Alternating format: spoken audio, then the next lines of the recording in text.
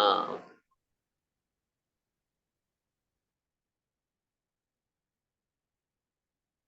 Hare Krishna. So ಎಲ್ಲರಿಗೂ ಸ್ವಾಗತ ಇವತ್ತಿನ ಶ್ರೀಲ ಪ್ರಭುಪಾದ್ ಲೀಲಾಮೃತ ಕಾರ್ಯಕ್ರಮದಲ್ಲಿ. ಎಲ್ಲಕ್ಕಿಂತ ಮುಂಚೆ ನಾವು ಪ್ರಾರ್ಥನೆಗಳನ್ನು ಅರ್ಪಿಸೋಣ. ಓಂ ಜ್ಞಾನತಿಮಿರಂಧಸ್ಯ ಜ್ಞಾನಾಂಜನಶಲಾಕಯ ಚಕ್ಷುರುನ್ಮಿಲಿತಂ ಯೇನ ತಸ್ಮೈ ಶ್ರೀ ಗುರವೇ ನಮಃ. ಶ್ರೀ ಚೈತನ್ಯ ಮನೋಭೀಷ್ಟಂ ಸ್ಥಾಪಿತಂ ಯೇನ ಭೂತಲೆ ಸ್ವಯಂ ರೂಪಃ ಕದಾ ಮಹ್ಯಂ ದದಾತಿ ಸ್ವ. ವಂದೇಹಂ ಶ್ರೀಗುರೋಃ ಶ್ರೀಯುತಾ ಪದಕಮಲಂ ಶ್ರೀಗುರುನ್ ವೈಷ್ಣವಾಂಶ್ಚ ಶ್ರೀ ರೂಪಂ ಸಾಗರಜಾತಂ ಸಹಗಣ ರಘುನಾಥಾನ್ವಿತಂ ತಂ ಸಜೀವಂ सा अद्वैतं सा अवधूतं परिजन सहितं कृष्ण चैतन्य देवं श्री राधा कृष्ण पादान सहगण ललिता श्री विशाखान्वितांश्च नमः ओम विष्णुपादाय कृष्ण पृष्ठाय भूतले श्रीमते भक्ति वेदांत स्वामी इति नामिने नमस्ते सारस्वती देवे गौरवाणी प्रचारिणे निर्विशेष शून्यवादी पाश्चात्य नमो महावदन्याय कृष्ण प्रेम प्रदायते कृष्णाय कृष्ण चैतन्य नामने गौरवाणी नमो ब्राह्मण्य देवाय गो ब्राह्मण हिताय श्री कृष्ण चैतन्य प्रभु नित्यानंद श्री अद्वैत गदाधर श्रीवासादि गौर भक्तवृंद. हरे कृष्णा कृष्णा कृष्णा हरे हरे हरे राम राम राम हरे. हरे कृष्णा कृष्णा कृष्णा हरे हरे हरे राम हरे कृष्णा कृष्णा हरे हरे राम हरे हरे. मुखं करोति वाचालं पंकुं लङ्घयते यत्कृपातमहं वन्दे श्रीगुरुं दीनतारिणं परमानन्दमाधवं श्रीचैतन्येश्वरं श्रीगुरुं दीनतारिणं. ಹರೇ ಕೃಷ್ಣ. ಕೇಳಿಸ್ತಾ ಇದೆಯಲ್ಲ ಸ್ಪಷ್ಟವಾಗಿ? ರಾಕೇಶ್ ಅವರೇ ಕೇಳಿಸ್ತಾ ಇದೆಯಾ? ಕೇಳಿಸ್ತಾ ಇದೆ ಪ್ರಭು. ಏನಾದ್ರೂ ಮಧ್ಯದಲ್ಲಿ ಕೇಳಿಸ್ಲಿಲ್ಲ ಅಂದ್ರೆ ದಯವಿಟ್ಟು ಹೇಳಿ, ಯಾಕಂದ್ರೆ ನಾನು ಹೊರಗಡೆ ಇದ್ದೀನಿ, ನೆಟ್ವರ್ಕ್ ಅಷ್ಟು ಸರಿಗಿಲ್ಲ. ಏನಾದ್ರೂ ಕೇಳಿಸ್ಲಿಲ್ಲ ಅಂದ್ರೆ ನೀವು ಅನ್ಮ್ಯೂಟ್ ಮಾಡ್ಕೊಂಡು ಹೇಳಿ ದಯವಿಟ್ಟು. ಓಕೆ, ಧನ್ಯವಾದ. ಅನಂತ್ ಅವರೇ, ನಿಮ್ಗೂ ಕೇಳಿಸ್ತಾ ಇದೆಯಾ? ಅನಂತ್ ಅವರೇ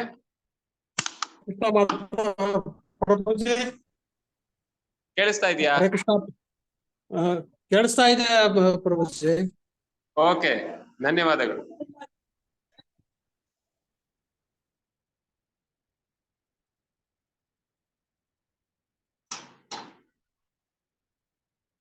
ಸೊ ನಾವು ಇವತ್ತು ಶ್ರೀಲ ಪ್ರಭುಪಾದ್ ಅವರ ಲೀಲಾಮೃತ ಈ ವೇದ ಬೇಸ್ ಅಂದ್ರೆ ಆನ್ಲೈನ್ ಇರೋ ಲೀಲಾಮೃತದಲ್ಲಿ 37ನೇ ಅಧ್ಯಾಯದಿಂದ ನಾವು 38ನೇ ಅಧ್ಯಾಯವನ್ನು ಇವತ್ತು ಆರಂಭಿಸ್ತಾ ಇದ್ದೀವಿ. No one listens to a poor man. ಬಡವನ ಮಾತನ್ನು ಯಾರು ಕೇಳೋದಿಲ್ಲ ಅಂತ ಈ ಒಂದು ಅಧ್ಯಾಯದ ಚರ್ಚೆ. ಸೊ 1965ರಿಂದ 70 ಅಂದ್ರೆ 5 ವರ್ಷ ಪ್ರಭುಪಾದ್ ಅವರು ಅಮೆರಿಕಾನಲ್ಲಿ, ಪಾಶ್ಚಾತ್ಯ ದೇಶಗಳಲ್ಲಿ, ಅಮೆರಿಕ, ಕೆನಡಾ, ಯುರೋಪ್ ಈ ದೇಶಗಳಲ್ಲಿ ಈ ಒಂದು ಕೃಷ್ಣ ಭಾವನಾಮೃತ ಚಳುವಳಿಯನ್ನು ಅವರು ಆರಂಭಿಸಿದ್ರು. ಅಲ್ಲಿ ಒಂದು ನಮ್ಮ ಚಳುವಳಿಯನ್ನು ಹರಡುವ ಒಂದು ಫೋಕಸ್ ಆ ದೇಶಗಳಲ್ಲಿತ್ತು. ಆದ್ರೆ ಅದಾದ್ಮೇಲೆ ಪ್ರಭುಪಾದ್ ಅವರು ಮತ್ತೆ ಭಾರತಕ್ಕೆ ಹಿಂತಿರುಗ್ತಾರೆ. ಸೊ ಪ್ರಭುಪಾದ್ ಅವರು ಆಕ್ಚುಲಿ ಭಾರತದಲ್ಲೇ ಮೊದಲನೇ ಪ್ರಯತ್ನವನ್ನು ಮಾಡಿದ್ರು. ಯಾವಾಗ ಅಮೆರಿಕಾಗೆ ಹೋಗಕ್ಕೆ ಮುಂಚೆ 40 ವರ್ಷ ಆಕ್ಚುಲಿ ಪ್ರಭುಪಾದ್ ಅವರು ಪ್ರಯತ್ನ ಮಾಡ್ತಾನೇ ಇದ್ರು. ವಿಶೇಷವಾಗಿ ಅವರು ಸನ್ಯಾಸವನ್ನು ಧರಿಸಿದ ಮೇಲೆ, ಸನ್ಯಾಸ ಆಶ್ರಮವನ್ನು 1959ರಲ್ಲಿ, ಸೊ 59ರಿಂದ 65 ಆಲ್ಮೋಸ್ಟ್ ಒಂದು 6-7 ವರ್ಷ ಪ್ರಭುಪಾದ್ ಅವರು ಬೃಂದಾವನದ ರಾಧಾ ದಾಮೋದರ ದೇವಸ್ಥಾನದಲ್ಲಿ ಅವರು ನಿವಾಸ ಮಾಡ್ತಿದ್ರು. ಮತ್ತೆ ಅಲ್ಲಿಂದ ಡೆಲ್ಲಿಗೆ ಹೋಗ್ತಾ ಇದ್ರು. ಬಹಳ ಪರಿಶ್ರಮ ಪಟ್ರು. ಸೊ ಭಾರತೀಯರು ಆಗಿನ ಕಾಲದಲ್ಲಿ ಬಹಳ ಏನ್ ಹೇಳೋದು, ರಾಜಕೀಯ ವಿಷಯಗಳಲ್ಲಿ ಮತ್ತೆ ಏನ್ ಹೇಳೋದು, ಈ ಒಂದು ಭೌತಿಕ ಅಭಿವೃದ್ಧಿ ಅದರ ಹಿಂದೆ ಓಡೋದು, ಬೇರೆ ಬೇರೆ ವಿಷಯಗಳೆಲ್ಲ ಅವ್ರು ಮುಳುಗಿರ್ತಾರೆ. ಮತ್ತೆ ಅಫ್ಕೋರ್ಸ್ ಬಡತನ ಇದ್ದೇ ಇತ್ತು. ಸೊ ಇವೆಲ್ಲ ಕಾರಣಗಳಿಂದ ಭಾರತೀಯರಿಗೆ ಈ ಒಂದು ಪ್ರಭುಪಾದ್ ಅವರ ಒಂದು ಸಂದೇಶ ಅವರಿಗೆ ಅರ್ಥ ಆಗ್ಲಿಲ್ಲ ಆ ಸಮಯದಲ್ಲಿ. ಸೊ ಆದ್ರಿಂದ ಯಾರು ಪ್ರಭುಪಾದ್ ಅವ್ರ ಜೊತೆ ಈ ತರ ಸೇರ್ಕೊಳ್ಳಿಲ್ಲ. ಹೇಗೆ ಪ್ರಭುಪಾದ್ ಅವರ ಪಾಶ್ಚಾತ್ಯ ಅಂದ್ರೆ ಅಮೆರಿಕನ್ ಶಿಷ್ಯರು ಸೇರ್ಕೊಂಡ್ರು, ಹಂಗೆ ಇವರು ಸೇರ್ಕೊಳ್ಳಿಲ್ಲ, ಯಾರು ಭಾರತೀಯರು. ಸೊ ಪ್ರಭುಪಾದ್ ಅವರು ನಿರಾಶರಾಗಿ ಒಂದು ರೀತಿಯಲ್ಲಿ ನಿರಾಶರಾದ್ರು. ಅದ್ರ ಇನ್ನೊಂದು ದೃಷ್ಟಿಯಿಂದ ಅವರು ಇದು ಭಗವಂತನ ಇಚ್ಛೆ, ಇದು ಭಗವಂತನ ಯೋಜನೆ ಅನ್ಕೊಂಡು ಅವರು ಅಮೆರಿಕಾಗೆ ಪ್ರಯಾಣವನ್ನು ಮಾಡ್ತಾರೆ. ಅದು ಬಹಳ ಪರಿಶ್ರಮ ಪಟ್ಟು ಮಾಡ್ತಾರೆ, ಅದ್ರ ಕತೆ ನಿಮ್ಗೆಲ್ಲ ಗೊತ್ತಿದೆ. ಆದ್ರೆ ಹೇಳುವ ಅರ್ಥ ಏನಪ್ಪಾ ಅಂದ್ರೆ, ಪ್ರಭುಪಾದವರು ಆ ಭಾರತದಿಂದ ಪ್ರಯತ್ನವನ್ನು ಆರಂಭಿಸ್ಬೇಕು ಅಂತ ಶ್ರಮ ಪಟ್ಟಿದ್ದು, ಆದ್ರೆ ಈಗ ಅಮೆರಿಕಾಗೆ ಹೋಗಿ ವಾಪಸ್ ಭಾರತಕ್ಕೆ ಬರ್ತಾ ಇದ್ದಾರೆ. ಭಕ್ತಿ ಮಾತೆ ಪ್ರಭುಪಾದವರ ಹೃದಯದಿಂದ ಉತ್ಪನ್ನವಾಗಿ ಭಾರತ ದೇಶಕ್ಕೆ ಹೇಗೆ ಬಂತು? ಪಶ್ಚಿಮ ದೇಶ ಮುಖಾಂತರ ಬಂತು. ಡೈರೆಕ್ಟ್ ಆಗಿ ಬರ್ಲಿಲ್ಲ. ಫಸ್ಟ್ ಪಶ್ಚಿಮ ದೇಶಕ್ಕೆ ಹೋಗಿ ಅಲ್ಲಿ ಒಂದು ಏನ್ ಹೇಳೋದು, ಒಂದು ಭಕ್ತಿ, ಈ ಒಂದು ಇಸ್ಕಾನ್ ಅಥವಾ ಶ್ರೀ ಕೃಷ್ಣ ಭಾವನಾಮೃತ ಚಳುವಳಿಯ ಉದ್ಘಾಟನೆ ಆಗಿತ್ತು ಅಮೆರಿಕಾ ದೇಶದಲ್ಲಿ. ಸೊ ಅಲ್ಲಿಂದ ಇದು ವಾಪಸ್ ಭಾರತಕ್ಕೆ ಬಂತು. ಈಗ ಪ್ರಭುಪಾದ ಅವ್ರದ್ದು ಅಮೆರಿಕಾದಲ್ಲಿ ಬಹಳ 1970 ಅಂದ್ರೆ 1970 ಆಲ್ರೆಡಿ ಹಲವಾರು ದೇವಸ್ಥಾನಗಳಿತ್ತು. ಒಂದಲ್ಲ ಎರಡಲ್ಲ 50 ಸೆಂಟರ್ ಇತ್ತು ಆಲ್ರೆಡಿ ಆವಾಗಿನ ಕಾಲದಲ್ಲಿ. ಸೊ ಪ್ರಭುಪಾದ ಅವ್ರಿಗೆ ಆ ಯಶಸ್ಸು ಭಗವಂತನ ಕೃಪೆಯಿಂದ, ಅವರ ಗುರುಗಳ ಕೃಪೆಯಿಂದ ಆಲ್ರೆಡಿ ಬಂದಿತ್ತು. ಈಗ ವಾಪಸ್ ಭಾರತಕ್ಕೆ ಬಂದಾಗ ಅವರು ಭಾರತದಲ್ಲಿ ಅಂದ್ರೆ ಪ್ರಚಾರ ಕಾರ್ಯವನ್ನು ವಿಜೃಂಭಣೆಯನ್ನು ಮಾಡಬೇಕು ಅಂತ ಪ್ರಭುಪಾದವರು ಆಸೆ ಇತ್ತು. ಎಲ್ಲೆಲ್ಲಿ? ಮಾಯಾಪುರದಲ್ಲಿ ಶ್ರೀ ಚೈತನ್ಯ ಮಹಾಪ್ರಭುಗಳ ಜನ್ಮಸ್ಥಾನ, ಮತ್ತೆ ಬಾಂಬೆ ಅಂದ್ರೆ ಅಂದ್ರೆ ನಮ್ಮ ಮುಖ್ಯ ಆಗಿನ ಕಾಲದಲ್ಲಿ ಈಗಿನ ಕಾಲದಲ್ಲೂ ಭಾರತದ ಆರ್ಥಿಕ ರಾಜಧಾನಿ, ಮತ್ತೆ ಬೃಂದಾವನ ಶ್ರೀಕೃಷ್ಣನ ಜನ್ಮಭೂಮಿ. ಸೊ ಈ ರೀತಿಯಲ್ಲಿ 3 ಜಾಗದಲ್ಲಿ, 3 ಕ್ಷೇತ್ರಗಳಲ್ಲಿ, ತೀರ್ಥಕ್ಷೇತ್ರಗಳಲ್ಲಿ, ಅಫ್ಕೋರ್ಸ್ ಬಾಂಬೆ ನಗರ ಅಂತ ಹೇಳ್ಬೋದು, ಆದ್ರೆ ಪ್ರಭುಪಾದ ಅಲ್ಲಿ ದೇವಸ್ಥಾನ ಕಟ್ಟಿದ ಮೇಲೆ ಅದು ಒಂದು ವಿಧದಲ್ಲಿ ತೀರ್ಥಕ್ಷೇತ್ರನೇ ಆಗೋಯ್ತು. ಸೊ ಈ 3 ಜಾಗಗಳಲ್ಲಿ ಪ್ರಭುಪಾದ ದೇವಸ್ಥಾನ ನಿರ್ಮಾಣ ಮಾಡಬೇಕು ಅಂತ ಇತ್ತು. ಬಟ್ ಅಮೆರಿಕಾ ತರ ಇಂಡಿಯಾನಲ್ಲಿ, ಭಾರತದಲ್ಲಿ ಪ್ರಚಾರ ಕಾರ್ಯ ಮುಂದುವರಿಯೋದು ಸುಲಭ ಆಗಿರ್ಲಿಲ್ಲ. ಯಾಕೆ ಅಂದ್ರೆ ಅಮೆರಿಕಾದಲ್ಲಿ ಪ್ರಭುಪಾದವರ ಶಿಷ್ಯರು ಮಾಡ್ತಾ ಇದ್ರು ಎಲ್ಲ ಕಾರ್ಯಗಳನ್ನು ಅವರ ಪರವಾಗಿ. ಪ್ರಭುಪಾದ ಅವರಿಗೆ ಸ್ವತಃ ಅಲ್ಲಿ ಅಂದ್ರೆ ಅಷ್ಟು ಈಗ ಹೋಗುವ ಅವಶ್ಯಕತೆ ಇರ್ಲಿಲ್ಲ. ಯಾಕಂದ್ರೆ ಅವರ ಶಿಷ್ಯರು, ವರಿಷ್ಠ ಶಿಷ್ಯರು ಬಹಳ ಚೆನ್ನಾಗಿ ಪ್ರಚಾರ ಕಾರ್ಯವನ್ನು ಮುಂದುವರಿಸ್ತಾ ಇದ್ರು. ಆದ್ರೆ ಏನಾಯ್ತು ಅಂದ್ರೆ ಭಾರತದಲ್ಲಿ ಅಮೆರಿಕನ್ ಶಿಷ್ಯರನ್ನು ನೋಡಿ ಭಾರತೀಯರು ಬಹಳ ಏನ್ ಮಾಡೋದು ಅಂದ್ರೆ ಮೋಸ ಮಾಡ್ತಾ ಇದ್ರು. ಈಗೆಲ್ಲ ನಮ್ಗೆಲ್ಲ ಗೊತ್ತಿದೆ, ಯಾರಾದ್ರೂ ಅಮೆರಿಕನ್ ಅಥವಾ ಬಿಳಿ ಚರ್ಮದವರು ಬಂದ್ರೆ ನಮ್ಮ ದೇಶಕ್ಕೆ, ಅವ್ರಿಗೆ ಅರ್ಥ ಆಗೋದಿಲ್ಲ ನಮ್ಮ ವ್ಯವಹಾರದ ಏನಾದ್ರು ಪದ್ಧತಿಗಳು ಅಥವಾ ಹೇಗೆ ನಾವು ಯೋಚನೆ ಮಾಡ್ತೀವಿ ಅಂತ. ಅವರು ಮೋಸಕ್ಕೊಳಗಾಗ್ತಾರೆ. ಪ್ರಭುಪಾದ ಅವರು ಏನು ಅನುಭವ ಏನಾಯ್ತು ಅಂದ್ರೆ, ಬಹಳ ಸುಲಭವಾಗಿ ಅವರ ಶಿಷ್ಯರನ್ನು ಭಾರತೀಯರು ಅಂದ್ರೆ ಮೋಸ ಮಾಡ್ತಿದ್ರು. ಈಗ ಒಂದು ದೇವಸ್ಥಾನ ಕಟ್ಟಬೇಕು ಅಂದ್ರೆ ಅದಕ್ಕೆ ಕನ್ಸ್ಟ್ರಕ್ಷನ್ ಸಿಮೆಂಟು ಮತ್ತೆ ಮಣ್ಣು ಅದೆಲ್ಲ ತಂದು, ಕಲ್ಲು ತಂದು ಹಾಕೋರು ಸಾಮಾನ್ಯವಾಗಿ ಎಷ್ಟು ರೇಟ್ ಇತ್ತೋ ಅದಕ್ಕೆ 4-5 ಪಟ್ಟು ಹೆಚ್ಚು ನಮ್ಮ ಪ್ರಭುಪಾದರ ಶಿಷ್ಯರಿಂದ ಕಿತ್ತು ತಗೋತಾ ಇದ್ರು. ಪಂಡಾಲ್ ಕಾರ್ಯಕ್ರಮ ಆಯೋಜಿಸ್ಬೇಕು ಅಂದ್ರೆ ಪಂಡಾಲ್ಗೂ ಅಷ್ಟೇ ಎಷ್ಟು 10,000 ರೂಪಾಯಿ ಇತ್ತ ಸಾಮಾನ್ಯ ರೇಟು, ಅವರು 50,000 ರೂಪಾಯಿ ತಗೋತಾ ಇದ್ರು ಶಿಷ್ಯರಿಂದ. ಸೊ ಈ ರೀತಿಯಲ್ಲಿ ಪ್ರಭುಪಾದವ್ರಿಗೆ ಅರ್ಥ ಆಯ್ತು, ನಾನೇ ಸ್ವತಃ ಭಾರತದ ಇಸ್ಕಾನ್ ಅಭಿವೃದ್ಧಿಯಲ್ಲಿ ನಾನೇ ಭಾಗವಹಿಸ್ಬೇಕು ಅಂತ ಪ್ರಭುಪಾದ್ ನಿರ್ಧಾರ ಮಾಡ್ತಾರೆ. ಪ್ರಭುಪಾದ್ ಅವರು 1970 ಭಾರತಕ್ಕೆ ಬಂದಾಗ ಅವರು ಫಸ್ಟ್ ಕಲ್ಕತ್ತಾಗ ಹೋಗಿ ಅಲ್ಲಿಂದ ಮಾಯಾಪುರದಲ್ಲಿ ಜಮೀನು ಖರೀದಿಸಿದ್ರು. ಅದ್ರಲ್ಲಿ ನಾವು ಚರ್ಚೆ ಮಾಡಿದ್ದೀವಿ. ಮತ್ತೆ ಅಲ್ಲಿಂದ ಅವರು ಡೆಲ್ಲಿಗೆ ಬಂದ್ರು. ಡೆಲ್ಲಿಯಲ್ಲಿ ದೊಡ್ಡ ಪಂಡಾಲ್ ಕಾರ್ಯಕ್ರಮ ನಡೆಸಿದ್ರು 10 ದಿನ. ಈ ರೀತಿಯಲ್ಲಿ ಮತ್ತೆ ವೃಂದಾವನಕ್ಕೆ ಬಂದ್ರು. ವೃಂದಾವನದಲ್ಲೂ ಕೂಡ ಅವರಿಗೆ ಭೂಮಿಯನ್ನು ಜಮೀನನ್ನು ಒಬ್ರು ಡೊನೇಟ್ ಮಾಡ್ತೀನಿ ಅಂತ ಹೇಳಿದ್ರು. ಈ ರೀತಿಯಲ್ಲಿ ಎಲ್ಲಾ ಕಡೆ ಪ್ರಭುಪಾದವರು ಎಲ್ಲೆಲ್ಲಿ ಹೋಗ್ತಿದ್ರು ಅಲ್ಲಿ ಒಂದು ದೇವಸ್ಥಾನ ನಿರ್ಮಾಣ ಮಾಡಕ್ಕೆ ಪ್ರಯತ್ನ ಪಡ್ತಾ ಇದ್ರು. ಅಫ್ಕೋರ್ಸ್ ಎಲ್ರಿಗೂ ಅರ್ಥ ಆಗ್ಲಿಲ್ಲ ಪ್ರಭುಪಾದವರ ಯೋಜನೆ ಏನು ಅಂತ. ಅದು ಅರ್ಥ ಮಾಡ್ಕೊಳ್ಳಿಕ್ಕೆ ಒಂದೊಂದ್ಸಲಿ ದಿವ್ಯ ದೃಷ್ಟಿ ಇರ್ಬೇಕು, ಮುಂದಾಲೋಚನೆ ಇರ್ಬೇಕು.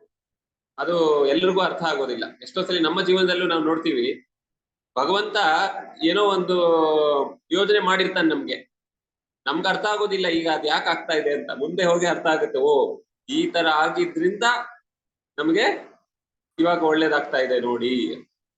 ಆ ಒಂದು ಕಥೆ ಬರುತ್ತಲ್ಲ, ಒಬ್ಬ ರಾಜ ಇದ್ದ, ಮಂತ್ರಿ ಇದ್ದ. ರಾಜ ಬೇಟೆ ಬಡಕ್ ಹೋದಾಗ ಮಂತ್ರಿ ಜೊತೆ ಕುದುರೆ ಮೇಲೆ ಹೋಗ್ತಾ ಇದ್ದ. ಒಂದು ಹಾವು ಕಚ್ಬಿಡ್ತಂತೆ ಅವನಿಗೆ ಒಂದು ಜಾಗದಲ್ಲಿ. ಆ ಹಾವು ಕಚ್ಚಿದ ತಕ್ಷಣ ಅವನು ವಿಷ ಹರಡಬಾರ್ದು ಅಂತ ಅವನ ಬೆರಳನ್ನು ಅವನು ತಕ್ಷಣನೇ ಅವನ ಕತ್ತಿಯಿಂದ ಬೆರಳನ್ನು ಕುಯ್ದು ಬಿಡ್ತಾನೆ. ಸೊ ರಕ್ತ ತುಂಬಾ ಬಂದ್ಬಿಡುತ್ತೆ. ಬಟ್ ಹೇಗೋ ಮಾಡಿ ಅವನು ನಿಲ್ಲಿಸ್ತಾನೆ ರಕ್ತ ಸೋರೋದನ್ನು. ಆಮೇಲೆ ಮಂತ್ರಿನ ಕೇಳ್ತಾನೆ, ಮಂತ್ರಿ ಯಾಕಪ್ಪ ಈ ತರ ಆಯ್ತು ನನಗೆ ಅಂತ. ಮಂತ್ರಿ ಹೇಳ್ತಾನೆ, ರಾಜ ಆಕ್ಚುಲಿ ಎಲ್ಲ ಆಗೋದೆಲ್ಲ ಒಳ್ಳೇದಕ್ಕೆ, ಏನು ಚಿಂತೆ ಮಾಡಬೇಡಿ ಅಂತ. ಅವಾಗ ರಾಜನಿಗೆ ಕೋಪ ಬರುತ್ತೆ, ಏನಪ್ಪ ಇದು ಈ ತರ ಹೇಳ್ತಾ ಇದ್ಯಾ, ನನ್ನ ಬೆರಳು ಇಲ್ಲಿ ಕಟ್ಟಾಗಿದೆ, ಹಾವು ಕಚ್ಚಿದೆ, ನೀನ್ ಆಗೋದೆಲ್ಲ ಒಳ್ಳೇದಾಗ್ಬೇಕಲ್ಲ ಅಂತ ಇದೆಯಲ್ಲ. ಸೊ ಅವಾಗ ಆ ರಾಜನ ಕೋಪ ಬಂದು, ಮಂತ್ರಿ ಏನ್ ಮಾತಾಡ್ತಿದ್ಯಾ ನೀನು ಅಂತ ಅವನು ಮಂತ್ರಿನ ಆಕ್ಚುಲಿ ವಾಪಸ್ ಕಳ್ಸ್ಬಿಡ್ತಾನೆ. ಆಕ್ಚುಲಿ ಅವನು ಎಷ್ಟು ಕೋಪ ಬಂದಿದೆ ಅಂದ್ರೆ ಜೈಲಲ್ಲೇ ಹಾಕ್ಬಿಡ್ತಾನಂತೆ ಅವನು ಮಂತ್ರಿನ. ಸೊ ಅವಾಗ ಮುಂದೆ ಹೋದಾಗ ರಾಜ ಇನ್ನು ಮುಂದೆ ಹೊರಿತಾನೆ, ಬೇಟೆ ಕುದುರೆ ಮೇಲೆ ಬೇಟೆಗಾರ ಬೇಟೆ ಮಾಡ್ತಾ. ಅವಾಗ ಸಡನ್ಲಿ ಕೆಲವರು ಇವರು ಏನ್ ಹೇಳ್ತಾರೆ, ಆದಿವಾಸಿಗಳು ಕಾಡಲ್ಲಿರುವವರು ರಾಜನನ್ನು ನೋಡಿ ಅವರು, ಓ ಇವತ್ತು ನಮ್ಗೆ ಬಲಿ ಕೊಡುವ ಒಳ್ಳೆ ಅವಕಾಶ ಇದೆ, ಈ ರಾಜನನ್ನು ಹಿಡ್ಕೊಳ್ಳಿ ಅಂತ ರಾಜನನ್ನ ಬಲವಾಗಿ ಹಿಡ್ಕೊಂಡು ಅಂದ್ರೆ ಕ್ಯಾಪ್ಚರ್ ಮಾಡಿ ಅವನನ್ನ ಬಲಿ ಕೊಡ್ಬೇಕು ಅಂತ ತಯಾರು ಮಾಡ್ತಾ ಇರ್ತಾರೆ. ಸೊ ಎಲ್ಲ ತಯಾರು ಮಾಡಿ ಇನ್ನೇನು ಬಲಿ ಕೊಡ್ಬೇಕು ಭದ್ರಕಾಳಿ ಅವರ ದೇವತೆ ಭದ್ರಕಾಳಿಗೆ ಇನ್ನೇನ್ ಬಲಿ ಕೊಡ್ಬೇಕು ಅಂತ ಇದ್ದಾಗ ಏನಾಯ್ತು, ಯಾರಿಗಾದ್ರೂ ಗೊತ್ತಾ ಕತೆ ಏನಾಯ್ತು?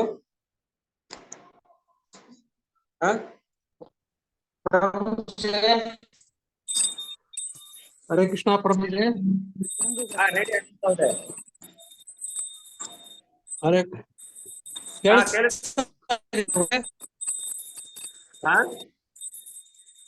ಅವರು ಬಲಿ ಕೊಡ್ಬೇಕಾದ್ರೆ ನಮ್ಮ ಶರೀರ ಅದೇನು ಯಾವ್ದು ಭಾಗ ಎಲ್ಲಾ ಭಾಗ ಚೆನ್ನಾಗಿರ್ಬೇಕು ಅಂತ ಅವ್ದು ಇರ್ತದೆ. ಅವಾಗ ಅವರೆಲ್ಲ ಬಾಡಿ ಚೆಕ್ ಮಾಡ್ತಾರೆ, ಚೆಕ್ ಮಾಡಿದಾಗ ಗೊತ್ತಾಯ್ತು ಒಂದ್ ಬೆರಳು ಇಲ್ಲ ಅಂದಾಗ ಅದು ಇದು ಹೋಮ ಇದು ಅದು ದೇವರಿಗೆ ಅದು ಇದು ಸಾಕಾಗೋದು. ಅದು ಸರಿ ಯಾವ್ದು ಭಾಗ ಪಾರ್ಟ್ ಯಾವ್ದು ಬಾಡಿಯಿಂದ ಹೋಗಿರ್ಬಾರ್ದು, ಎಲ್ಲ ಚೆನ್ನಾಗಿರ್ಬೇಕು, ಹೆಲ್ತಿ ಆಗಿರ್ಬೇಕು ಅವರು. ಕರೆಕ್ಟ್. ಸೊ ಕರೆಕ್ಟ್ ಹೇಳಿದೆ, ಧನ್ಯವಾದಗಳು ಅನಂತ ಅವ್ರೆ. ಸೊ ಬೆರಳು ಕಟ್ಟ ಅದಕ್ಕೆ ಅವ್ರು ಹೇಳ್ತಾರೆ, ಇದು ಅಶುದ್ಧ, ಇದನ್ನು ನಾವು ಅರ್ಪಿಸಕ್ಕೆ ಆಗೋದಿಲ್ಲ ಅಂತ ಅವಾಗ ಲಾಸ್ಟ್ ಮಿನಿಟ್ ಅಲ್ಲಿ ತೆಗೆದು ಬಿಡ್ತಾರೆ. ಸೊ ಅವನ ಜೀವನ ಬಚಾವಾಗತ್ತೆ. ಅವಾಗ ಅವನು ವಾಪಸ್ಸು ಹೋಗಿ ಕೃತಜ್ಞತೆಯಲ್ಲಿ ಮಂತ್ರಿಗೆ ಹೋಗಿ ಹೇಳ್ತಾನೆ, ನೀನ್ ಹೇಳಿದ್ದು ಕರೆಕ್ಟ್ ಅಪ್ಪ, ನನ್ನ ಕೈ ಕಟ್ಟಾಗಿದ್ದು, ನನ್ನ ಬೆರಳು ಕಟ್ಟಾಗಿದ್ದು ನನಗೆ ಒಳ್ಳೇದಾಯ್ತು ನೋಡು ಅಂತ. ಆಮೇಲೆ ಮಂತ್ರಿನ ಕೇಳ್ತಾನೆ ಅವನು, ಅಯ್ಯೋ ಮಂತ್ರಿ, ಆದ್ರೆ ನಿನ್ನ ನಾನ್ ಜೈಲಿಗೆ ಹಾಕಿದ್ನಲ್ಲ, ಅದಕ್ಕೇನ್ ಕಾರಣ, ಅದರಿಂದ ಏನ್ ಒಳ್ಳೇದಾಯ್ತು ಅಂತ. ಅವಾಗ ಏನ್ ಉತ್ತರ ಕೊಡ್ತಾನೆ ಮಂತ್ರಿ, ಯಾರಿಗಾದ್ರೂ ಗೊತ್ತಾ?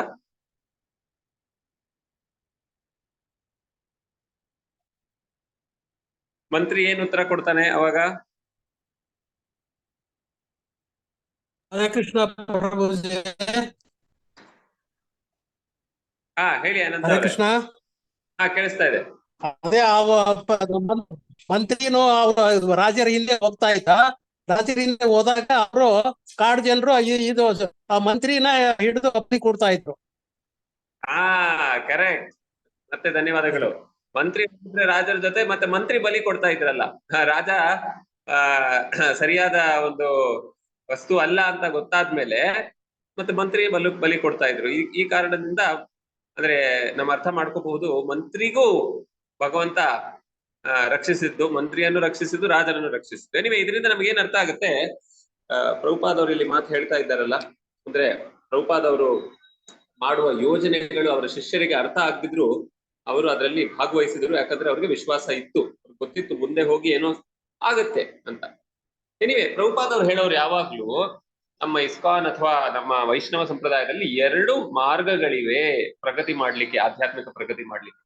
ಮೊದಲನೇ ಮಾರ್ಗ ಏನಪ್ಪಾ ಅಂದ್ರೆ ಅದು ಭಾಗವತ ವಿಧಿ ಅಂತ ಕರಿತೀವಿ ನಾವು. ಭಾಗವತ ವಿಧಿ ಅಂದ್ರೆ ಶ್ರವಣಂ, ಕೀರ್ತನಂ, ಸ್ಮರಣಂ. ಅಂದ್ರೆ ಇದು ಬೇಸಿಕಲಿ ನವವಿಧಾ ಭಕ್ತಿ ಅಂತ ಹೇಳ್ತೀವಲ್ಲ, ಅದರಲ್ಲಿ ಶ್ರವಣಂ, ಕೀರ್ತನಂ ಈ ಒಂದು ಮಾರ್ಗಗಳಿಗೆ ನಾವು ಭಾಗವತ ವಿಧಿ ಅಂತ ಹೇಳ್ತೀವಿ. ಇದರಲ್ಲಿ ಹರಿಕತೆ ಶ್ರವಣ ಮಾಡೋದು, ಹರಿಕೀರ್ತನೆ ಮಾಡೋದು, ಇದೆಲ್ಲ ಅದರಲ್ಲಿ ಬರುತ್ತೆ. ಆದ್ರೆ ಪಂಚರಾತ್ರಿಕ ವಿಧಿ ಅಂದ್ರೆ ಇನ್ನೊಂದು ಒಂದು ಮಾರ್ಗ ಇದೆ. ಅದರಲ್ಲಿ ಮೇನ್ಲಿ ಏನಂದ್ರೆ ವಿಗ್ರಹ ಪೂಜೆ, ಆರಾಧನೆ. ಸೊ ಇದೆಲ್ಲ ಅದರಲ್ಲಿ ಬರುವ ನೀತಿ ನಿಯಮಗಳು ಅವೆಲ್ಲ ಪಂಚರಾತ್ರಿಕ ವಿಧಿಯಲ್ಲಿ ಬರುತ್ತೆ. ಸೊ 2 ವಿಧಿ ಇದೆ, ಭಾಗವತ ವಿಧಿ, ಪಂಚರಾತ್ರಿಕ ವಿಧಿ. ಓಕೆ, ಸೊ ಇವೆರಡರಲ್ಲಿ ಯಾವ್ದು ಮುಖ್ಯ ಅಂದ್ರೆ ಭಾಗವತ ವಿಧಿ ಮುಖ್ಯ ಅಂತ ಪ್ರಭುಪಾದವರು ಹೇಳ್ತಾರೆ. ಅವರ ಪುಸ್ತಕಗಳು ಬರೆದಿದ್ದಾರೆ. ಯಾಕಂದ್ರೆ ಈಗ ನಾವು ಕಲಿಯುಗದಲ್ಲಿ ಕಲಿಯುಗದಲ್ಲಿ ಶ್ರೀ ಚೈತನ್ಯ ಮಹಾಪ್ರಭುಗಳ ಕೃಪೆಯಿಂದ ನಮಗೆ ಹರಿನಾಮ ಸಂಕೀರ್ತನ ಮಾಡುವ ಒಂದು ಅವಕಾಶ ಸಿಕ್ಕಿದೆ. ಅಂತ ಒಂದು ಸೌಲಭ್ಯ ಯಾವ ಯುಗದಲ್ಲೂ ಇಲ್ಲ. ಆಕ್ಚುಲಿ ಇಂತ ಒಂದು ನಮ್ಮ ಅದೃಷ್ಟ. ಆ ಹರಿನಾಮ ಸಂಕೀರ್ತನೆ ಮಾಡೋದ್ರಿಂದ ಎಲ್ಲ ಏನ್ ಹೇಳೋದು ಪರಿಪೂರ್ಣ ಸಿದ್ಧತೆಗಳನ್ನು ನಾವು ಪಡಿಬಹುದು. ಸೊ ಈ ರೀತಿಯಲ್ಲಿ ಪ್ರಭುಪಾದವರು ನಮ್ಗೆ ಹೇಳಿದ್ದಾರೆ ಭಾಗವತ ಮಾರ್ಗ ಮುಖ್ಯ. ಆದ್ರೆ ನಮ್ಮ ಪ್ರಭುಪಾದವರ ಶಿಷ್ಯರೇ ಆಗ್ಲಿ ಅಥವಾ ನಾವೇ ಆಗ್ಲಿ, ನಾವು ಈ ಒಂದು ಆಧುನಿಕ ಕಲಿಯುಗದ ಜೀವನ ಶೈಲಿಯನ್ನು ನೋಡಿ ನಾವು ನಮ್ಮ ಮನಸ್ಸು ಎಷ್ಟು ಚಂಚಲ. ನಮ್ಮ ಮನಸ್ಸು, ಅರ್ಜುನ ಹೇಳ್ತಾನಲ್ಲ, ಚಂಚಲಂ ಹಿ ಮನಃ ಕೃಷ್ಣ ಪ್ರಮಾಥಿ ಬಲಭದ್ರಡಂ ತಸ್ಯಾಹಂ ನಿಗ್ರಹಂ ಮನ್ಯೆ ವಾಯೋರಿವ ಸುದುಷ್ಕರ. ನಮ್ಮ ಮನಸ್ಸು ಬಹಳ ಚಂಚಲ. ಚಂಚಲಂ ಹಿ ಮನ ಕೃಷ್ಣ ಪ್ರಮಾತಿ. ಒಂದು ಪ್ರಮಾತಿ ಅಂದ್ರೆ ಒಂದು ಹುಚ್ಚ ಮನಸ್ಸು. ಅದು ಏನ್ ಬೇಕಾದ್ರೂ ಮಾಡಲ್ಬಲ್ಲ. ಈ ರೀತಿಯಲ್ಲಿ ಪ್ರಭುಪಾದವರು ನಮ್ಮ ಸ್ವಭಾವವನ್ನು ನೋಡಿ ಪ್ರಭುಪಾದರು ಹೇಳಿದ್ರು, ಭಾಗವತ ವಿಧಿ ಎಲ್ಲರಿಗೂ ಸಾಕಾಗೋದಿಲ್ಲ, ಪಂಚರಾತ್ರಿಕ ವಿಧಿ ಮುಖ್ಯ. ನಾವು ದೇವಸ್ಥಾನದ ನಿರ್ಮಾಣ ಮಾಡ್ಬೇಕು. ದೇವಸ್ಥಾನ ಯಾಕಪ್ಪ ಬೇಕು? ಮೊದಲನೇ ಕಾರಣ ಅಂದ್ರೆ ವಿಗ್ರಹ ಸೇವೆ ಆಗತ್ತೆ. ವಿಗ್ರಹ ಸೇವೆ ಆದ್ರೆ ನಮ್ಮ ಭಕ್ತರ ಮನಸ್ಸು ಮಾನಸಿಕ ಶುದ್ಧೀಕರಣ ಆಗತ್ತೆ. ಯಾಕಂದ್ರೆ ಭಕ್ತರು ಆ ಒಂದು ಚಂಚಲ ಮನಸ್ಸಿನ ಆ ಸ್ವಭಾವವನ್ನು ವಿಗ್ರಹ ಸೇವೆಯಲ್ಲಿ ನಾವು ಮನಸ್ಸನ್ನು ಎಂಗೇಜ್ ಮಾಡಿದ್ರೆ ಅವಾಗ ಮನಸ್ಸು ಏನಾಗುತ್ತೆ? ಶಾಂತಿಮಯವಾಗುತ್ತೆ. ಯಾಕಂದ್ರೆ ನಾವು ನಮ್ಮ ಶರೀರವನ್ನು ನಾವು ಆಭರಣಗಳಿಂದ ಅಥವಾ ಒಳ್ಳೆ ಬಟ್ಟೆಗಳಿಂದ ನಾವು ಏನ್ ಮಾಡ್ಕೋತೀವಿ? ಅಲಂಕಾರ ಮಾಡ್ಕೋತೀವಿ. ಆದ್ರೆ ಅದೇ ಭಗವಂತನನ್ನು ನಾವು ಅಲಂಕಾರ ಮಾಡಿದಾಗ ನಮ್ಮ ಆ ಶರೀರದ ಒಂದು ಏನ್ ಹೇಳೋದು ಚೇತನೆ, ಆ ಶರೀರದಲ್ಲಿ ಮುಳುಗಿರುವಂತ ಒಂದು ಚೇತನೆ ಅದು ಕಮ್ಮಿ ಆಗುತ್ತೆ. ಸೊ ಈ ರೀತಿಯಲ್ಲಿ ನಾವು ವಿಗ್ರಹ ಸೇವೆ ಮಾಡೋದು ಬಹಳ ಮುಖ್ಯ. ಗೃಹಸ್ಥರಿಗೆ, ವಿಶೇಷವಾಗಿ ಗೃಹಸ್ಥರಿಗೆ, ನಾವೆಲ್ಲರೂ ಗೃಹಸ್ಥರಿಲ್ಲಿ, ನಮಗೆ ಆಕ್ಚುಲಿ ಶಾಸ್ತ್ರ ಏನ್ ಹೇಳುತ್ತೆ ಅಂದ್ರೆ ಎಲ್ಲಾ ಗೃಹಸ್ಥರ ಮನೆಯಲ್ಲಿ ಒಂದಾದ್ರೂ ಆದ್ರೆ ವಿಗ್ರಹ ಇರ್ಬೇಕು. ಈ ಕಾಲದಲ್ಲಿ, ಈ ಕಲಿಯುಗದಲ್ಲಿ ನಾವು ಗೌರನಿತ ಈ ವಿಗ್ರಹವನ್ನು ನಾವು ಇಟ್ಕೊಳ್ಬೇಕು ಅಂತ ನಮ್ಗೆ ರೆಕಮೆಂಡ್ ಮಾಡಲಾಗಿದೆ. ರಾಧಾಕೃಷ್ಣ ವಿಗ್ರಹ ಎಲ್ಲ ಸ್ವಲ್ಪ ಅದಕ್ಕೆ ತುಂಬಾ ಹೈ ಸ್ಟ್ಯಾಂಡರ್ಡ್ ಬೇಕು, ಉನ್ನತ ಮಟ್ಟದ ಒಂದು ಏನ್ ಹೇಳೋದು ಆರಾಧನೆ ಆಗ್ಬೇಕು. ನಮ್ಮ ಕೈಲಿ ಅದು ಆಗೋದಿಲ್ಲ ಮೋಸ್ಟ್ ಆಫ್ ದ ಟೈಮ್. ಅದಕ್ಕೆ ನಾವು ಗೌರನಿತ ಅಂದ್ರೆ ಶ್ರೀ ಚೈತನ್ಯ ಮತ್ತೆ ನಿತ್ಯಾನಂದ ಪ್ರಭು ಅವರ ಆರಾಧನೆ ಮಾಡ್ತೀವಿ ನಾವು. ಎನಿವೆ, ಈ ಬರೀ ದೇವಸ್ಥಾನದಲ್ಲ, ನಮ್ಮ ಮನೇಲೂ ವಿಗ್ರಹ ಇರಬೇಕು ಅಂತ ಪ್ರಭುಪಾದರು ಹೇಳೋರು. ಎನಿವೆ, ಇನ್ನೊಂದು ಕಾರಣ ಏನು? ಒಂದು, ದೇವಸ್ಥಾನ ಯಾಕೆ ಬೇಕು? ಅದಕ್ಕೆ ವಿಗ್ರಹ ಸೇವೆ ಮಾಡ್ಲಿಕ್ಕೆ. ಇನ್ನೊಂದೇನಪ್ಪಾ ಅಂದ್ರೆ, ದೇವಸ್ಥಾನ ತುಂಬಾ ಒಂದು ವಿಶಾಲವಾದ ಒಂದು ಅರಮನೆ ಸಮಾನ ದೇವಸ್ಥಾನ ಇದ್ರೆ, ಯಾಕಂದ್ರೆ ಭಗವಂತ ಅಂದ್ರೆ ಅವನೇನು ಸಾಮಾನ್ಯ ಮನುಷ್ಯ ಅಲ್ಲ, ಎಲ್ಲರ ಅಖಿಲ ಕೋಟಿ ಬ್ರಹ್ಮಾಂಡ ನಾಯಕ. ಅಂತಹ ಭಗವಂತನಿಗೆ ಎಷ್ಟು ದೊಡ್ಡ ಅರಮನೆ ಕಟ್ಟಿದ್ರು ಸಾಕಾಗೋದಿಲ್ಲ. ಆದ್ರೂ ನಮ್ಮ ಕಡೆ ಎಷ್ಟಾಗುತ್ತೋ ಅಷ್ಟು ನಾವು ಒಂದು ದೇವಸ್ಥಾನವನ್ನು ನಿರ್ಮಾಣ ಮಾಡಿದಾಗ ಜನ ಬರ್ತಾರೆ. ಓ, ಇಷ್ಟು ದೊಡ್ಡ ದೇವಸ್ಥಾನ ಇದೆ, ನಾವು ಹೋಗ್ಬೇಕು ಅಂತ ಬರ್ತಾರೆ. ನಾವು ಮರದ ಕೆಳಗಡೆ ಕುತ್ಕೊಂಡು ನಮ್ ವಿಗ್ರಹ ಪೂಜೆ ಮಾಡಿದ್ರೆ ಯಾರು ಬರೋದಿಲ್ಲ. ಅದರಿಂದ ಪ್ರಭುಪಾದರು ಹೇಳೋರು, ಬಡವನ ಮಾತು ಯಾರು ಕೇಳೋದಿಲ್ಲ. ಆದ್ರಿಂದ ನಾವು ಏನ್ ಮಾಡ್ಬೇಕು? ದೊಡ್ಡ ದೊಡ್ಡ ದೇವಸ್ಥಾನ ಕಟ್ಟಬೇಕು, ಅವಾಗ ಜನ ಬರ್ತಾರೆ. ಜನ ಬಂದಾಗ ನಾವು ಅವ್ರಿಗೆ ಪ್ರಚಾರ ಮಾಡಬಹುದು, ಮತ್ತೆ ಅವ್ರಿಗೆ ನಾವು ಪುಸ್ತಕ ವಿತರಣೆ ಮಾಡಬಹುದು ಅಂತ ಪ್ರಭುಪಾದವರು ಹೇಳ್ತಾರೆ. ಸೊ ಈ ರೀತಿಯಲ್ಲಿ ಎರಡು ಬೇಕು, ಭಾಗವತ ಮಾರ್ಗನೂ ಬೇಕು, ಮತ್ತೆ ಅದ್ರ ಜೊತೆ ಈ ಪಂಚರಾತ್ರಿಕ ಮಾರ್ಗನೂ ಬೇಕು. ಎನಿವೆ, ಇದೆಲ್ಲ ಆಗ್ತಾ ಇದ್ದಾಗ ಬಾಂಬೆನಲ್ಲಿ 1971ರಲ್ಲಿ ಪ್ರಭುಪಾದವ್ರು ಬರ್ತಾರೆ ಬಾಂಬೆಗೆ. ಸೊ ಬಾಂಬೆಯಲ್ಲಿ ಪ್ರಭುಪಾದವ್ರಿಗೆ ಬಹಳ ಆಸೆ ಇತ್ತು, ಒಂದು ದೊಡ್ಡ ಪ್ರಾಪರ್ಟಿ ಬೇಕು ನಮ್ಮ ಇಸ್ಕಾನ್ ಸಂಸ್ಥೆಗೆ ಅಂತ. ಅಲ್ಲಿ ತನಕ ಭಕ್ತರು ಆಕಾಶ್ ಗಂಗಾ ಅಪಾರ್ಟ್ಮೆಂಟ್ಸ್ ಅಲ್ಲಿ ವಾಸ ಮಾಡ್ತಿದ್ರು, 7ನೇ ಮಹಡಿಯಲ್ಲಿ. ಆಕಾಶ್ ಗಂಗಾ ಅಂತ ಒಂದು ಅಪಾರ್ಟ್ಮೆಂಟ್ಸ್ ಇದೆ ಬಾಂಬೆನಲ್ಲಿ, 7ನೇ ಮಹಡಿಯಲ್ಲಿ. ಅಲ್ಲಿ 2 ರೂಮ್ ಅಲ್ಲಿ ವಾಸ ಮಾಡ್ತಿದ್ರು ಪ್ರಭುಪಾದ್ ಮತ್ತೆ ಅವರ ಶಿಷ್ಯರು. ಅದು ಪ್ರಭುಪಾದ್ ಅವ್ರಿಗೆ ಅದು ತುಂಬಾ ಕಮ್ಮಿ ಆಯ್ತು ಅಂತ ಅನ್ನಿಸ್ತು. ಸೊ ಪ್ರಭುಪಾದರು ಏನ್ ಮಾಡ್ತಾರೆ, ಪ್ರತಿದಿನ ಅವರು ಕಾರಲ್ಲಿ ಬಾಂಬೆ ನಗರದಲ್ಲಿ ಭ್ರಮಣೆ ಮಾಡ್ತಾರೆ. ಕಾರಲ್ಲಿ ಭ್ರಮಣೆ ಮಾಡ್ತಾ ಮಾಡ್ತಾ ಪ್ರಭುಪಾದವರು ಜಾಗ ನೋಡ್ತಾರೆ. ಮಲಬಾರ್ ಹಿಲ್ ಅಂತ ಒಂದು ಜಾಗ ಇರುತ್ತೆ ಅಲ್ಲಿ ಬಾಂಬೆನಲ್ಲಿ, ಬಹಳ ಶ್ರೀಮಂತರ ಜಾಗ ಅದು. ಶ್ರೀಮಂತರ ವಾಸ ಮಾಡುವ ಜಾಗ ಮಲಬಾರ್ ಹಿಲ್. ಸೊ ಈಗ ಬೆಂಗಳೂರಲ್ಲಿ ಫಾರ್ ಎಕ್ಸಾಂಪಲ್ ಡಾಲರ್ ಕಾಲೋನಿ ಇದೆ, ಅಥವಾ ಅಂತಹ ಏರಿಯಾಗಳಲ್ಲಿ ಶ್ರೀಮಂತರು ವಾಸ ಮಾಡ್ತಾರೆ. ಅದೇ ರೀತಿಯಲ್ಲಿ ಬಾಂಬೆಲಿ ಇತ್ತು. ಸೊ ಅಲ್ಲಿ ಪ್ರಭುಪಾದವರು ಎಷ್ಟೋ ಮನೆಗಳು ನೋಡ್ತಾರೆ, ಅವರ ಶಿಷ್ಯರಿಗಂತೂ ತುಂಬಾ ಇಷ್ಟ ಆಗುತ್ತೆ. ಯಾಕಂದ್ರೆ ಅಲ್ಲಿ ಇಸ್ಕಾನ್ ಲೈಫ್ ಮೆಂಬರ್ಸ್ ಅಂದ್ರೆ ಯಾರು ಏನ್ ಹೇಳ್ತಾರೆ, ಜೀವನಕ್ಕಾಗಿ ಅವರು ಮೆಂಬರ್ಶಿಪ್ ತಗೊಂಡಿರ್ತಾರಲ್ಲ ಇಸ್ಕಾನ್ ಸಂಸ್ಥೆಯಲ್ಲಿ, ಅಂತವ್ರಿಗೆ ಲೈಫ್ ಮೆಂಬರ್ಸ್ ಅಂತ ಹೇಳ್ತೀವಿ. ಅವರು ಅಲ್ಲಿ ಈ ಏರಿಯಾನಲ್ಲಿ ಇರ್ತಾರೆ, ಎಲ್ಲಿ ಮಲಬಾರ್ ಹಿಲ್ ಅಲ್ಲಿ. ಸೊ ಅಲ್ಲಿ ಹತ್ರನೇ ಅವ್ರಿಗೆ ಒಂದು ದೇವಸ್ಥಾನ ಸಿಕ್ಕಿದ್ರೆ ಎಲ್ಲ ಬರ್ತಾರೆ ಅಂತ ಅವ್ರ ಶಿಷ್ಯರಿಗೂ ತುಂಬಾ ಆಸೆ ಇತ್ತು ಅಲ್ಲಿ ಒಂದು ತಗೋಬೇಕು ಅಂತ. ಆದ್ರೆ ಏನಾಯ್ತು, ನವೆಂಬರ್ 1971ರಲ್ಲಿ ಮಿಸ್ಟರ್ ಎನ್ ನಾಯರ್ ಅಂತ ಒಬ್ರು ಇಸ್ಕಾನ್ ಸಂಸ್ಥೆಗೆ 5 ಎಕರೆ ಜಮೀನು ಜುಹು ಅಂತ ಒಂದು ಜಾಗ ಅಲ್ಲಿ ಕೊಡ್ಬೇಕು, ಅಂದ್ರೆ ಮಾರ್ಬೇಕು ಅಂತ ಒಂದು ಹೇಳ್ತಾರೆ. ಆ ಒಂದು ಜಾಗ ಈ ಸಮುದ್ರ ಇದೆಯಲ್ಲ, ಬಾಂಬೆ ಎಲ್ಲರಿಗೂ ಗೊತ್ತಿರೋಂಗೆ ಅದು ಸಮುದ್ರದ ಪಕ್ಕ ಇರುವಂತ ನಗರ. ಸೊ ಅರೇಬಿಯನ್ ಸಮುದ್ರ. ಸೊ ಆ ಸಮುದ್ರ ಪಕ್ಕನೇ ಇತ್ತು ಈ ಜುಹು, ಏನ್ ಹೇಳ್ತೀವಿ ನಾವು, ಜುಹು ಜಮೀನು. ಸೊ ಈ ಜಮೀನು ಪ್ರಭುಪಾದ್ ಅವ್ರು ನೋಡಿದ ತಕ್ಷಣ ಅವ್ರಿಗೆ ಅರ್ಥ ಆಯ್ತು, ಇದನ್ನ ನಾನು ನೋಡಿದ್ದೀನಿ ಮುಂಚೆ ಅಂತ. ಪ್ರಭುಪಾದ್ರಿಗೆ ಅರ್ಥ ಆಗುತ್ತೆ. ಸೊ ಯಾಕಂದ್ರೆ 1965ರಲ್ಲಿ ಪ್ರಭುಪಾದವರು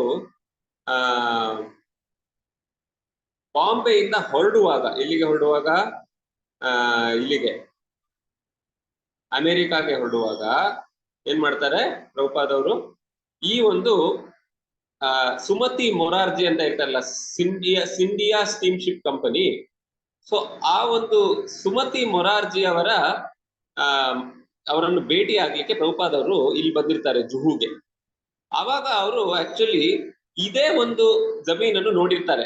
ಅಫ್ಕೋರ್ಸ್ ಅವಾಗ ಪ್ರಭುಪಾದ್ ಅವ್ರಿಗೆ ಅದನ್ನು ಏನ್ ಹೇಳೋದು, ಖರೀದಿಸುವ ಒಂದು ಶಕ್ತಿ ಇರ್ಲಿಲ್ಲ. ಯಾಕಂದ್ರೆ ಪ್ರಭುಪಾದ್ ಅವ್ರ ಹತ್ರ ಅವಾಗ ಏನು ಇರ್ಲಿಲ್ಲ, ಅವ್ರು ಸನ್ಯಾಸಿಗಳಾಗಿದ್ರು, ದುಡ್ಡು ಇರ್ಲಿಲ್ಲ. ಈಗ ಅಮೆರಿಕಾಗೆ ವಾಪಸ್ ಬಂದಾಗ ಪ್ರಭುಪಾದ್ ಅವ್ರ ಹತ್ರ ಏನೋ ಶಿಷ್ಯರಿದ್ರು, ದೇವಸ್ಥಾನಗಳಿತ್ತು, ಹಣ ಅಂದ್ರೆ ಲಕ್ಷ್ಮಿ ಸುರಿತಾ ಇತ್ತು. ಅಫ್ಕೋರ್ಸ್ ಸುರಿತಾ ಇತ್ತು ಅಂದ್ರೆ ಏನು, ಪುಸ್ತಕ ವಿತರಣೆ ಮಾಡಿ ಎಷ್ಟು ಬರ್ತಿತ್ತೋ ಅಷ್ಟು. ಸೊ ಈ ರೀತಿಯಲ್ಲಿ ಪ್ರಭುಪಾದ್ ಅವರು ಈಗ ಈ ಒಂದು ಜಮೀನನ್ನು ನೋಡಿದಾಗ ಅವ್ರಿಗೆ ಜ್ಞಾಪಕ ಬಂತು, ಇದನ್ನ ನಾನು ನೋಡಿದ್ದೆ ಮುಂಚೆ.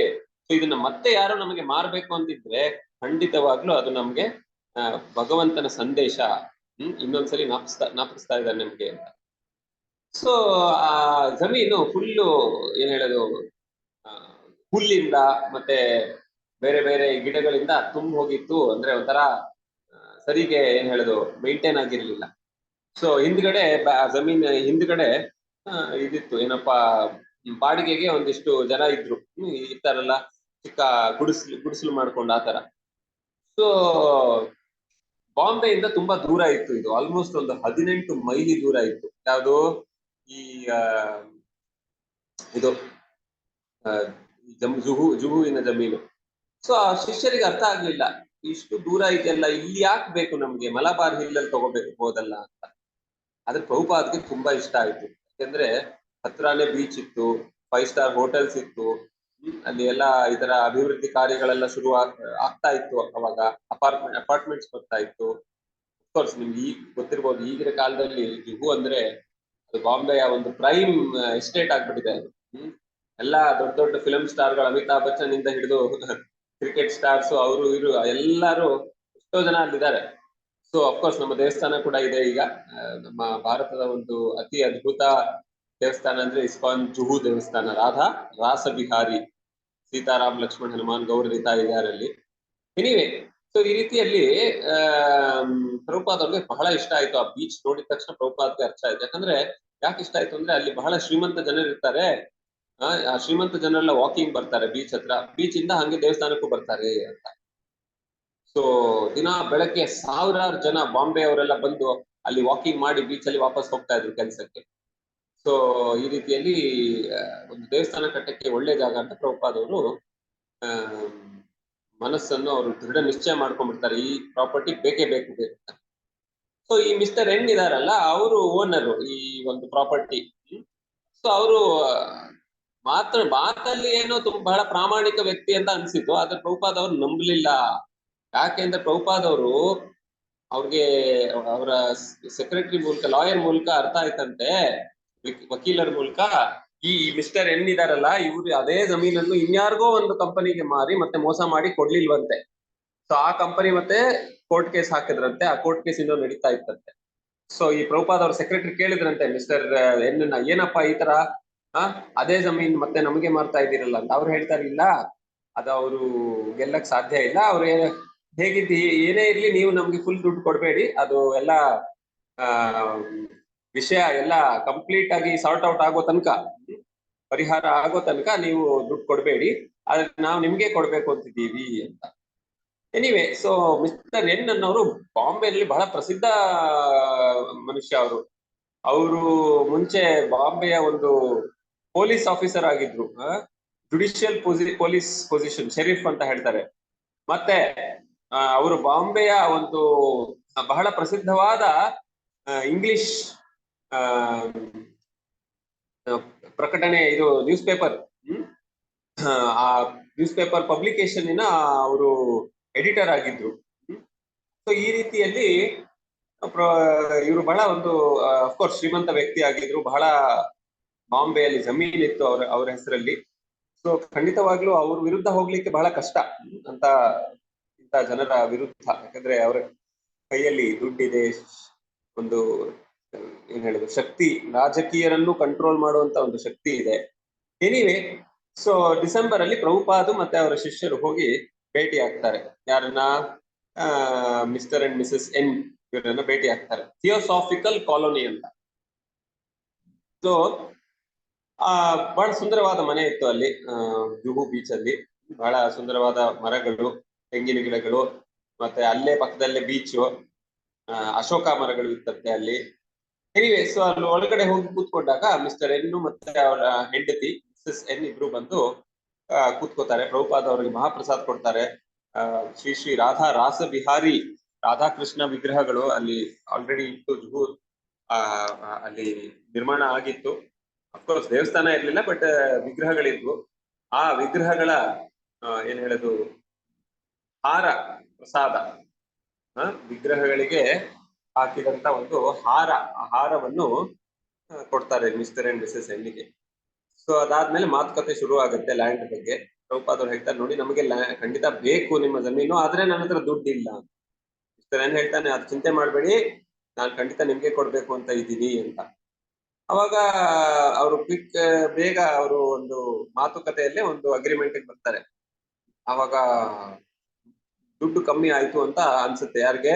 ಮಿಸಸ್ ಎನ್ಗೆ. ಆದ್ರೆ ಮಿಸ್ಟರ್ ಎನ್ ಹೆಂಡತಿಗೆ ಸೈಲೆಂಟ್ ಮಾಡ್ಬಿಡ್ತಾರೆ, ನೀವೇನ್ ಚಿಂತೆ ಮಾಡ್ಬೇಡ, ನಾನು ನೋಡ್ಕೋತೀನಿ. ಸೊ ಟೋಟಲ್ ಆಗಿನ ಕಾಲದಲ್ಲಿ 14 + 2 16 ಲಕ್ಷಗಳ ಇದಿತ್ತು, ಪ್ರೈಸ್ ಇತ್ತು, 16 ಲಕ್ಷ. ಸೊ ಮಿಸ್ಟರ್ ಎನ್ ಹೇಳಿದ್ರು, ಆಯ್ತು ನೀವು 2 ಲಕ್ಷ ಸದ್ಯಕ್ಕೆ ಕೊಡಿ, ಡೌನ್ ಪೇಮೆಂಟ್ ಮಾಡಿ. ನೀವು ಡೌನ್ ಪೇಮೆಂಟ್ ಮಾಡಿದಾಗ ನಾವೆಲ್ಲ ಅಗ್ರಿಮೆಂಟ್ ಎಲ್ಲ ಮಾಡೋಣ, ಆಮೇಲೆ ನೀವು ಶಿಫ್ಟ್ ಆದ್ಮೇಲೆ ಜಮೀನಲ್ಲಿ ನೀವು ನನ್ಗೆ ಇನ್ನು 14 ಲಕ್ಷ ಕೊಡಿ ಅಂತ. ನೋಡಿ, 14 ಲಕ್ಷ ಆಗಿನ ಕಾಲದಲ್ಲಿ ಬಹಳ ದೊಡ್ಡ ವಿಷಯ. ಈಗಿನ ಕಾಲದಲ್ಲಿ 14 ಲಕ್ಷ ಅಂದ್ರೆ ಅಪ್ಪ ನಾವ್ ಎಷ್ಟು ಯೋಚನೆ ಮಾಡ್ತೀವಿ. ಆಗಿನ ಕಾಲದಲ್ಲಿ 14 ಲಕ್ಷ ಅಂದ್ರೆ 50 ವರ್ಷ ಹಿಂದೆ ಆಲ್ಮೋಸ್ಟ್ ಇವತ್ತಿನ ಎಷ್ಟೋ ಕೋಟ್ಯಾಂತರ ರೂಪಾಯಿ ಆಗ್ಬಿಡುತ್ತೆ. ಸೊ ಈ ರೀತಿಯಲ್ಲಿ ಒಂದು ದೊಡ್ಡ ಟ್ರಾನ್ಸಾಕ್ಷನ್ ಆಗಿತ್ತು ಇದು. ಎನಿವೆ, ಸೊ ಪ್ರಭುಪಾದ್ ಅವರು ಹೇಳಿದ್ರು, ಇಲ್ಲ 2 ಲಕ್ಷನು ಡೌನ್ ಪೇಮೆಂಟ್ ಎಲ್ಲ ಜಾಸ್ತಿ ಆಗುತ್ತೆ, ನಾವು 50,000 ಕೊಡ್ತೀವಿ.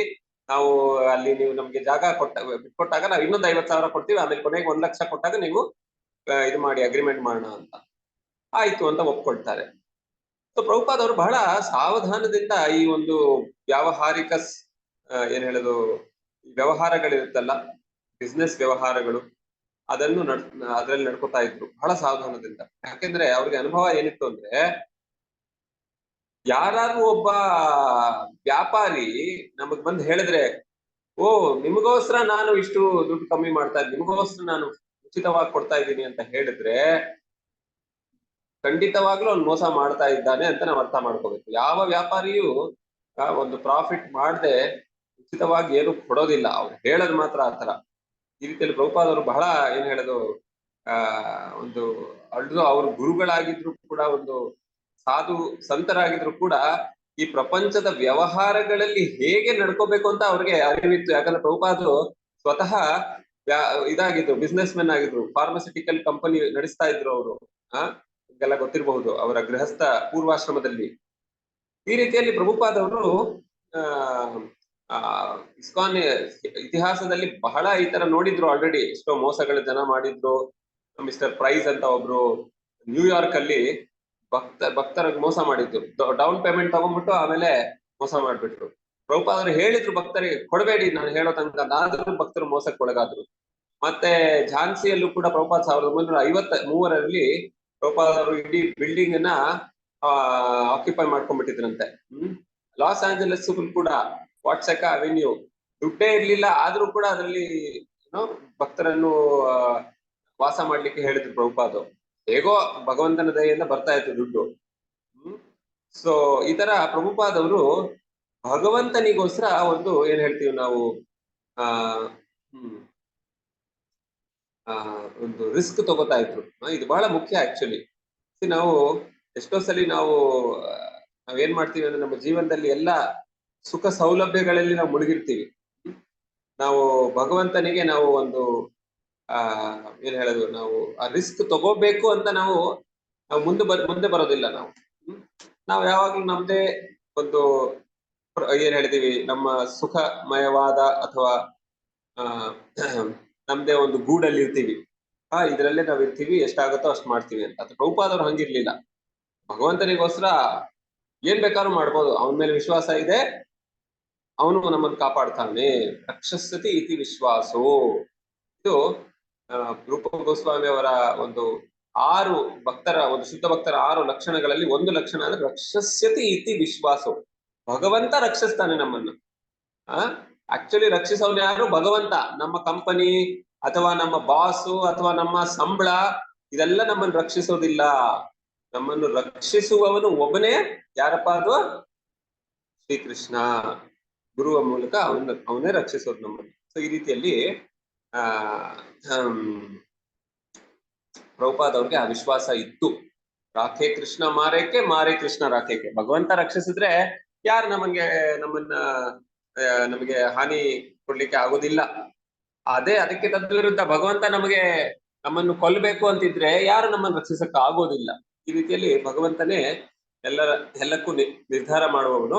ಸೊ ಅವನು ಹೇಗ್ ಬೇಕಾದ್ರೂ ನಡೆಸಲಿ ಅಂತ ಪ್ರಭುಪಾದವರು ಮುಂದುವರಿತಾರೆ. ಸೊ ಮತ್ತೆ ಪ್ರಭುಪಾದವರು ಈ ಒಂದು ಕಮಿಟ್ಮೆಂಟ್ ಮಿಸ್ಟರ್ ಎನ್ ಇಂದ ತಗೊಂಡ್ಮೇಲೆ ಬಹಳ ಯೋಜನೆಗಳನ್ನು ಮಾಡಕ್ಕೆ ಶುರು ಮಾಡ್ತಾರೆ. ಯಮುನಾ ಮಾತಾಜಿಗೆ, ಯಮುನಾ ದೇವಿ ಅವರ ಶಿಷ್ಯರಿಗೆ ಪ್ರಭುಪಾದರೊಂದು ಪತ್ರ ಬರೀತಾರೆ. ಬಾಂಬೆಲಿ ನಮಗೆ ಒಳ್ಳೆ ಈ ತರ ಜಮೀನು ಸಿಕ್ಕಿದೆ, ಬಹಳ ಏನ್ ಹೇಳೋದು ಕಮ್ಮಿ ಒಂದು ಪ್ರೈಸ್ಗೆ ನಮ್ಗೆ ಸಿಕ್ಕಿದೆ. ಯಾವುದು? ಈ ಒಂದು ಜಮೀನು ಇಷ್ಟು ಕಮ್ಮಿ ರೇಟ್ಗೆ ಸಿಗೋದಿಲ್ಲ ಅಂತ ಪ್ರಭುಪಾದರು ಹೇಳ್ತಾರೆ. ಅದು ಒಳ್ಳೆ ಜಾಗ, ಎಲ್ಲ ಶ್ರೀಮಂತರಿದ್ದಾರೆ ಇಲ್ಲಿ. ನಾವು ತಕ್ಷಣ ನಮ್ಮ ದೇವಸ್ಥಾನ ಕಾರ್ಯವನ್ನು ಶುರು ಮಾಡ್ತೀವಿ. ಒಂದು ಸ್ಕೂಲು, ಒಂದು ಶಾಲೆ, ಒಂದು ಹೋಟೆಲ್ ಎಲ್ಲವನ್ನು ನಾವು ನಿರ್ಮಾಣ ಮಾಡ್ಬೇಕು ಅಂತಿದ್ದೀವಿ. ಈಗಲೂ ನೀವು ಇಸ್ಕಾನ್ ಜುಹುಗೆ ಹೋದ್ರೆ ಅಲ್ಲಿ ಒಂದು ಹೋಟೆಲ್ ಇದೆ, ಗೋವಿಂದಾಸ್ ಅಂತ, ಮತ್ತೆ ಅಲ್ಲಿ ಒಂದು ಶಾಲೆ ಇದೆ ಆಕ್ಚುಲಿ. ಸೊ ಈ ರೀತಿಯಲ್ಲಿ ಪ್ರಭುಪಾದವರು ಆವಾಗ 53 ವರ್ಷ ಹಿಂದೆ ಅವರು ಇದೆಲ್ಲ ಯೋಜನೆಗಳನ್ನು ಮಾಡಿದ್ರು ಪ್ರಭುಪಾದವರು. ಎನಿವೆ, ಸೊ ಎಲ್ರಿಗೂ ಬಹಳ ಆನಂದ ಆಯ್ತು ಪ್ರಭುಪಾದವರ ಈ ಒಂದು ಏನ್ ಹೇಳೋದು ಉತ್ಸಾಹವನ್ನು ನೋಡಿ. ಅವ್ರಿಗೆಲ್ರಿಗೂ ಆನಂದ ಆಯ್ತು. ಇಡೀ ವಿಶ್ವದಲ್ಲಿ ಎಲ್ಲರಿಗೂ ಆನಂದ ಆಯ್ತು. ಆದ್ರೆ ಬಾಂಬೆದಲ್ಲಿ ಇದ್ರಲ್ಲ ಪ್ರಭುಪಾದವ್ರ ಶಿಷ್ಯರು, ಅವ್ರಿಗೆ ಒಂದ್ ಸ್ವಲ್ಪ ಏನ್ ಮಾಡ್ಬೇಕು ಅಂತ ಗೊತ್ತಾಗ್ಲಿಲ್ಲ. ಯಾಕಂದ್ರೆ ಇವರೆಲ್ಲ ನಾಪ್ಕ ಇಟ್ಕೊಳ್ಳಿ, ಅಮೆರಿಕ, ಯುರೋಪ್ ಇಂದ ಬಂದವರು ಪ್ರಭುಪಾದವ್ರ ಶಿಷ್ಯರು. ಅವರಿಗೆ ಈ ಜೀವನ ಬಹಳ ಕಷ್ಟ. ನಮ್ಮ ಭಾರತದಲ್ಲಿ ಸೌಲಭ್ಯಗಳಿರೋದಿಲ್ಲ. ಅದು ವಿಶೇಷವಾಗಿ ಜುಹು ಅಲ್ಲಿ ಬರೀ ಅಲ್ಲಿ ಜಮೀನಿತ್ತು, ಅದು ಬೇರೆ. ಏನು ಅಲ್ಲಿ ನೀರಿರ್ಲಿಲ್ಲ, ಅಂದ್ರೆ ಟ್ಯಾಪ್ ನೀರಿಲ್ಲ. ಹಿಂದ್ಗಡೆ ಯಾರೋ ಬಾಡಿಗೆಗಿದ್ರು. ಮತ್ತೆ ಅಲ್ಲಿ ಎಲ್ಲಾ ಹುಲ್ಲು ಗಿಡಗಳು ಎಲ್ಲ ಜಾಸ್ತಿ ಬೆಳೆದ್ಬಿಟ್ಟಿದ್ವು. ಅಂತ ಜಾಗದಲ್ಲಿ ವಾಸ ಮಾಡ್ಬೇಕಿತ್ತು ಇವರು ಶಿಷ್ಯರು. ಆದ್ರಿಂದ ಅವ್ರಿಗೆ ಬಹಳ ಏನ್ ಹೇಳೋದು ಒಂದು ಅವ್ರಿಗೆ ಇಷ್ಟ ಆಗೋದಿಲ್ಲ ಪ್ರಭುಪಾದ ಶಿಷ್ಯರಿಗೆ. ಸೊ ಅವಾಗ ತಮಾಲ್ ಕೃಷ್ಣ ಮಹಾರಾಜ್ ಅಂತ ಪ್ರಭುಪಾದವರ ಶಿಷ್ಯರಿದ್ರು. ಅವ್ರು ಬಂದು ಹೇಳ್ತಾರೆ, ಪ್ರಭುಪಾದವ್ರೆ, ಈಗ ನಾವು ಆಕಾಶ್ ಗಂಗಾದಲ್ಲಿ ಇದ್ದೀವಿ, ಆ ಒಂದು ಅಪಾರ್ಟ್ಮೆಂಟ್ಸ್ ಎಷ್ಟ್ ಚೆನ್ನಾಗಿದೆ, ಇಲ್ಲಿ ಯಾಕಿರ್ಬೇಕು ನಾವು ಅಂತ. ಅವಾಗ ಪ್ರಭುಪಾದರು ಹೇಳ್ತಾರೆ, ಮತ್ತೆ ತಮಾಲ್ ಕೃಷ್ಣ ಮಹಾರಾಜ್ ಹೇಳ್ತಾರೆ, ನಮಗೆ ಇಲ್ಲಿ ನಮ್ಗೆ ಆ, ನಮಗೆ ನೀರು ಟ್ಯಾಪ್ ನೀರ್ ಬೇಕು ನಮಗೆ, ಈ ತರ ನಾವು ಬೀದಿಯಲ್ಲೆಲ್ಲ ಇರಕ್ ಆಗೋದಿಲ್ಲ ಅಂತ ಪ್ರಭುಪಾದ್ ಅವರ ಕಣ್ಣಲ್ಲಿ ಕಣ್ಣಿಟ್ಟು ನೋಡಿ ಹೇಳ್ತಾರೆ ಪ್ರಭುಪಾದ್ ಅವರು. ಏನಪ್ಪಾ ನಿಮ್ಗೆ ಶುದ್ಧೀಕರಣ ಆಗ್ಬೇಕಾ ಇಲ್ವಾ? ನಿಮ್ಗೆ ಶುದ್ಧೀಕರಣ ಆಗ್ಬೇಕು ಅಂದ್ರೆ ನೀವು ದಯವಿಟ್ಟು ಇಲ್ಲಿ ಬಂದಿರಿ ಅಂತ. ಸೊ ಅವಾಗ ಬಾಂಬೆ ಡಿವೋಟೀಸ್ ಎಲ್ರಿಗೂ ಈ ಒಂದು ಉತ್ತರವನ್ನು ಕೇಳಿದಾಗ ಅವ್ರಿಗೆ ಆಶ್ಚರ್ಯವಾಗುತ್ತೆ. ಪ್ರಭುಪಾದರ ಉತ್ತರ, ನಿಮಗೆ ಶುದ್ಧೀಕರಣ ಆಗ್ಬೇಕಾ ಇಲ್ವಾ, ಶುದ್ಧರಾಗ್ಬೇಕಾ ನೀವು ಅಂತ. ಸೊ ಅವ್ರಿಗೆ ತುಂಬಾ ಏನ್ ಹೇಳುದು, ಒಂದು ದೀರ್ಘ ಸಮಾಚಾರ ಅನ್ನಿಸ್ತು ಅದು. ಅವರೆಲ್ಲರೂ ಕೂಡ ಅವರ ಒಂದು ಆ ಒಂದು ಏನ್ ಹೇಳುದು ಭಾವನೆ ಏನಪ್ಪಾ, ನಾವು ಇಲ್ಲಿ ಇರಕ್ಕಾಗಲ್ಲ ಅಂತಿರುವ ಮನೋಭಾವನೆಯನ್ನು ಬಿಟ್ಟು ಅವರು ಆಯ್ತು ನಮ್ಮ ಗುರುಗಳಿಗೆ ಇದು ಬೇಕು ಅಂದ್ರೆ ನಾವು ಮಾಡ್ತೀವಿ ಅಂತ ನೋಡಿ ಅಮೆರಿಕನ್ ಶಿಷ್ಯರು ಬಂದು ಈ ಜೀವನವನ್ನು ನಡೆಸಿದ್ರು ಅವರು. ಎಲ್ಲಿ ಇಂತ ಒಂದು ಭೂಮಿಯಲ್ಲಿ ಏನು ನೀರಿಲ್ಲ, ಏನು ವ್ಯವಸ್ಥೆ ಇಲ್ಲ, ಬಹಳ ಕಠಿಣ ಕಾರ್ಯ, ಆದ್ರೆ ವಿಶ್ವಾಸ ಇತ್ತು ಅವ್ರಿಗೆ. ಪ್ರಭುಪಾದ್ ಅವ್ರಿಗೂ ಗೊತ್ತಿತ್ತು ಇವರೆಲ್ಲ ಇಷ್ಟು ಕಷ್ಟ ಪಡ್ತಿದ್ದಾರೆ ನನಗೋಸ್ಕರ, ಆದ್ರೆ ಏನ್ ಮಾಡೋದು, ಪ್ರಚಾರ ಕಾರ್ಯ ಮಾಡ್ಬೇಕು ಅಂದ್ರೆ ಎಲ್ಲಾದ್ರೂ ಒಂದ್ ಸ್ವಲ್ಪ ಈ ತರ ಕಷ್ಟ ಸುಖಗಳು ಇದ್ದೇ ಇರುತ್ತೆ ಅಲ್ವಾ. ಕಷ್ಟ ಇಲ್ಲದೆ ಹೇಗೆ ಪ್ರಚಾರ ಕಾರ್ಯ ಮುಂದುವರಿಯುತ್ತೆ? ನಾವು ಮಾಡ್ಲೇಬೇಕು. ತಪಸ್ಯ ಅನ್ನೋದು ಇದ್ದೇ ಇರುತ್ತೆ. ಅದು ತಪಸ್ಯ ಇಲ್ದೇನೆ ನಾವು ಮುಂದುವರಿಯಕ್ ಆಗೋದಿಲ್ಲ ಅಲ್ವಾ. ಎನಿವೆ, ಸೊ ಈ ರೀತಿಯಲ್ಲಿ ಪ್ರಭುಪಾದವರು ಬರೀ ಹೇಳೋದೊಂದೇ ಅಲ್ಲ, ನೀವ್ ಹಿಂಗ್ ಮಾಡಿ ಹಿಂಗೆ ಇಷ್ಟು ಕಷ್ಟ ಪಡ್ಬೇಕು ಅಂತ. ಪ್ರಭುಪಾದವ್ರು ಅದಕ್ಕಿಂತ ಹೆಚ್ಚು ಅವರೇ ಶ್ರಮ ಪಡ್ತಿದ್ರು. ಪ್ರಭುಪಾದವ್ರು ರಾತ್ರಿ ಮಲಗೋದು ಎಷ್ಟೇ ಎರಡೇ ಗಂಟೆ, 10 ಗಂಟೆಗೆ ಮಲಗಿ 12 ಗಂಟೆಗೆ ಎದ್ದು ಮತ್ತೆ ಅವ್ರ ಅನುವಾದ ಕಾರ್ಯ ಮಾಡೋದು. ಮತ್ತೆ ಇಡೀ ದಿನ ಪ್ರಭುಪಾದವ್ರು ಒಂದಾದ್ಮೇಲೆ ಒಂದೇನಾದ್ರೂ ಕಾರ್ಯ ಇರ್ತಾನೆ ಇತ್ತು ಅವ್ರಿಗೆ. ಪ್ರಭುಪಾದವ್ರು ಶಿಷ್ಯರಿಗಿಂತ ಹೆಚ್ಚು ಒಂದು ತಪಸ್ಯಮಯ ಜೀವನವನ್ನು ನಡೆಸ್ತಾ ಇದ್ರು. ಈ ರೀತಿಯಲ್ಲಿ ಅವರ ಶಿಷ್ಯರು ಇದನ್ನು ನೋಡಿದಾಗ, ಪ್ರಭುಪಾದವರ ಉದಾಹರಣೆಯನ್ನು ನೋಡಿದಾಗ, ಅವರ ಮಾತನ್ನು ಕೇಳಿದಾಗ ಅವರಿಗೆ ಒಂದು ಪ್ರೋತ್ಸಾಹನೆ ಸಿಗುತ್ತೆ ಅವರಿಗೆ. ಎನಿವೆ, ಸೊ ಮತ್ತೆ ಅದೆಲ್ಲ ಆದ್ಮೇಲೆ ಪ್ರಭುಪಾದವರು ಜೈಪುರ್ಗೆ ಹೋಗ್ತಾರೆ. ಜೈಪುರಲ್ಲಿ ರಾಧಾ ಗೋವಿಂದ ದೇವಸ್ಥಾನ ಇರುತ್ತೆ. ಬಹಳ ಸುಂದರವಾದ ದೇವಸ್ಥಾನ. ಅದರ ಇತಿಹಾಸ ನೀವು ಕೇಳಿದ್ರೆ ಬಹಳ ಒಂದು ಸುಂದರವಾದ ಇತಿಹಾಸ. ಯಾಕಂದ್ರೆ ಅಕ್ಬರ್ ಆದ್ಮೇಲೆ ಔರಂಗಜೇಬ್ ಅಂತ ಬರ್ತಾನಲ್ಲ, ಜಹಾಂಗೀರ್ ಔರಂಗಜೇಬ್ ಬಹಳ ಒಂದು ಏನ್ ಹೇಳುದು, ಒಂದು ವಿಶೇಷ ಒಂದು ಕ್ರೂರ ರಾಜ. ಅವನಿಗಿಂತ ಕ್ರೂರಿ ಯಾರು ಇರ್ಲಿಲ್ಲ ಅಂತ ಇತಿಹಾಸದಲ್ಲಿ ಅನ್ಸುತ್ತೆ ಒಂದೊಂದ್ಸಲಿ. ಅವನು ಹೋಗಿ ಆ ರಾಧಾ ಗೋವಿಂದ ದೇವಸ್ಥಾನವನ್ನು ವೃಂದಾವನದಲ್ಲಿ ಅದನ್ನ ಹೊಡಿಬೇಕು ಅಂತ ಅವನ ಆರ್ಡರ್ ಕೊಡ್ತಾನೆ. ಆಗ ಎಲ್ರು ಹೋಗ್ತಾರ, ಅವನ ಆರ್ಮಿ ಎಲ್ಲ ಹೋದಾಗ ಹೊಡಿತಾರೆ. ಆದ್ರೆ ಅಷ್ಟರಲ್ಲಿ ರಾಧಾ ಗೋವಿಂದ ವಿಗ್ರಹಗಳನ್ನು ಭಕ್ತರು ಈ ಜೈಪುರಕ್ಕೆ ತಂದ್ಬಿಡ್ತಾರೆ ಹೇಗಾದ್ರೂ ಮಾಡಿ. ಸೊ ಅವಾಗ್ಲಿಂದ ಜೈಪುರಲ್ಲಿ ಸುಂದರವಾದ ಒಂದು ಪೂಜೆ ನಡೆಯುತ್ತೆ ರಾಧಾ ಗೋವಿಂದಜಿಗೆ. ಈಗ್ಲೂ ಕೂಡ ನೀವು ಹೋದ್ರೆ ಬಹಳ ಸುಂದರ ದೇವಸ್ಥಾನ. ಬೆಳಗ್ಗೆ 4 ಗಂಟೆಯಿಂದನೇ ಎಲ್ಲ ಭಕ್ತರು ಬಂದು ಅಲ್ಲಿ ಮಂಗಳಾರತಿಯಲ್ಲಿ ಉತ್ಸಾಹದಿಂದ ಭಾಗವಹಿಸ್ತಾರೆ ಎಲ್ರು. ಎನಿವೆ, ಸೊ ಅಲ್ಲಿ ಇನ್ನೊಂದು ವಿಶೇಷತನ ಏನಪ್ಪಾ ಅಂದ್ರೆ, ಜೈಪುರಲ್ಲಿ ರಾಧಾಕೃಷ್ಣ ವಿಗ್ರಹಗಳ ಮೂರ್ತಿಗಳನ್ನ ಅಲ್ಲಿ ಮಾಡ್ತಾರೆ. ನಮ್ಮ ಇಸ್ಕಾನ್ ಸಂಸ್ಥೆಯಲ್ಲಿ ಎಷ್ಟೋ ವಿಗ್ರಹಗಳು ಆಕ್ಚುಲಿ ಜೈಪುರಿಂದಾನೇ ಬರೋದು. ಸೊ ಈ ಶಿಲ್ಪಿಗಳೆಲ್ಲ ಅಲ್ಲಿರ್ತಾರೆ ಜೈಪುರಲ್ಲಿ. ಸೊ ಈ ರೀತಿಯಲ್ಲಿ ಜೈಪುರ್ ಬಹಳ ಪ್ರಸಿದ್ಧವಾದ ಒಂದು ನಗರ, ಬಹಳ ಒಂದು ಪುಣ್ಯ ನಗರ ಅಂತ ಹೇಳ್ಬೋದು ನಾವು, ಪುಣ್ಯ ನಗರ. ಎನಿವೆ, ಸೊ ಕೌಶಲ್ಯ ಮತ್ತು ಶ್ರೀಮತಿ ಅಂತ ಪ್ರಭುಪಾದವರ ಇಬ್ಬರು ಶಿಷ್ಯರಿದ್ರು. ಪ್ರಭುಪಾದವರ ಶಿಷ್ಯರು ಕೌಶಲ್ಯ ಮತ್ತೆ ಶ್ರೀಮತಿ. ಇವರಿಬ್ಬರು ಸ್ತ್ರೀಯರು ಅಲ್ಲಿ ಜೈಪುರ್ಗೆ ಹೋಗಿದ್ರಂತೆ 1972ರಲ್ಲಿ. ಯಾಕಪ್ಪ ಅಂದ್ರೆ ಅವ್ರಿಗೆ ಈ ಒಂದು ವಿಗ್ರಹವನ್ನು ಶಿಲ್ಪನೆ ಮಾಡ್ಲಿಕ್ಕೆ ಅಲ್ಲಿ ಅವ್ರು ಹೋಗಿದ್ರು. ಆದ್ರೆ ಏನಾಯ್ತು ಅಂದ್ರೆ ಅವಾಗ ತಾನೇ ಯುದ್ಧ ನಡೆದಿತ್ತು, ಇಂಡಿಯಾ ಪಾಕಿಸ್ತಾನ. ಸೊ ಅದೆಲ್ಲ ಯುದ್ಧ ಮುಗಿದ್ಮೇಲೆ ಇವರು ಪಾಕಿಸ್ತಾನದ ಕಡೆ ಅಮೆರಿಕ ಇತ್ತು ಆಗಿನ ಕಾಲದಲ್ಲಿ. ಸೊ ಅದಕ್ಕೆ ಇವರೆಲ್ಲ ಅಮೆರಿಕನ್ಸು, ಪಾಕಿಸ್ತಾನ ಏಜೆಂಟ್ಸು ಅಂತ ಇವ್ರನ್ನ ಏನ್ ಮಾಡ್ತಾರೆ, ಸ್ವಲ್ಪ ಎಲ್ಲರಿಗೂ ಸಂದೇಹ ಇರುತ್ತೆ ಇವ್ರ ಮೇಲೆ. ಎನಿವೆ, ಅವ್ರ ಪಾಸ್ಪೋರ್ಟ್ ಕೂಡ ಇರ್ಲಿಲ್ಲ ಅಂತ ಪಾಸ್ಪೋರ್ಟ್ ಕಳಿಸಿ ನಿಮ್ದು ಅಂತ ಹೇಳ್ತಾರೆ ಯಾರು ಆಫೀಷಿಯಲ್ಸ್. ಶ್ರೀಮತಿ ಅವ್ರದ್ದು ಅಮೆರಿಕನ್ ಪಾಸ್ಪೋರ್ಟ್ ಬರೋ ತನಕ ನೀವು ಇಲ್ಲೇ ಇರಿ, ಜೈಪುರ್ ಬಿಟ್ಟು ಹೋಗ್ಬೇಡಿ ಅಂತ.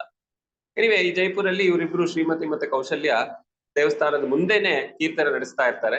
ಮತ್ತೆ ಎಷ್ಟೋ ಜನ ಈ ತರ ವ್ಯಾಪಾರಿಗಳೆಲ್ಲ ಬರ್ತಾರೆ, ನೋಡ್ತಾರೆ, ಓ ಅಂತ ಗಮನಿಸಿ ಸೊ ಅವ್ರು ಕೇಳ್ತಾರೆ, ನಾವು ನಿಮ್ಮ ಸೇವೆ ಹೇಗೆ ಮಾಡೋದು ಅಂತ.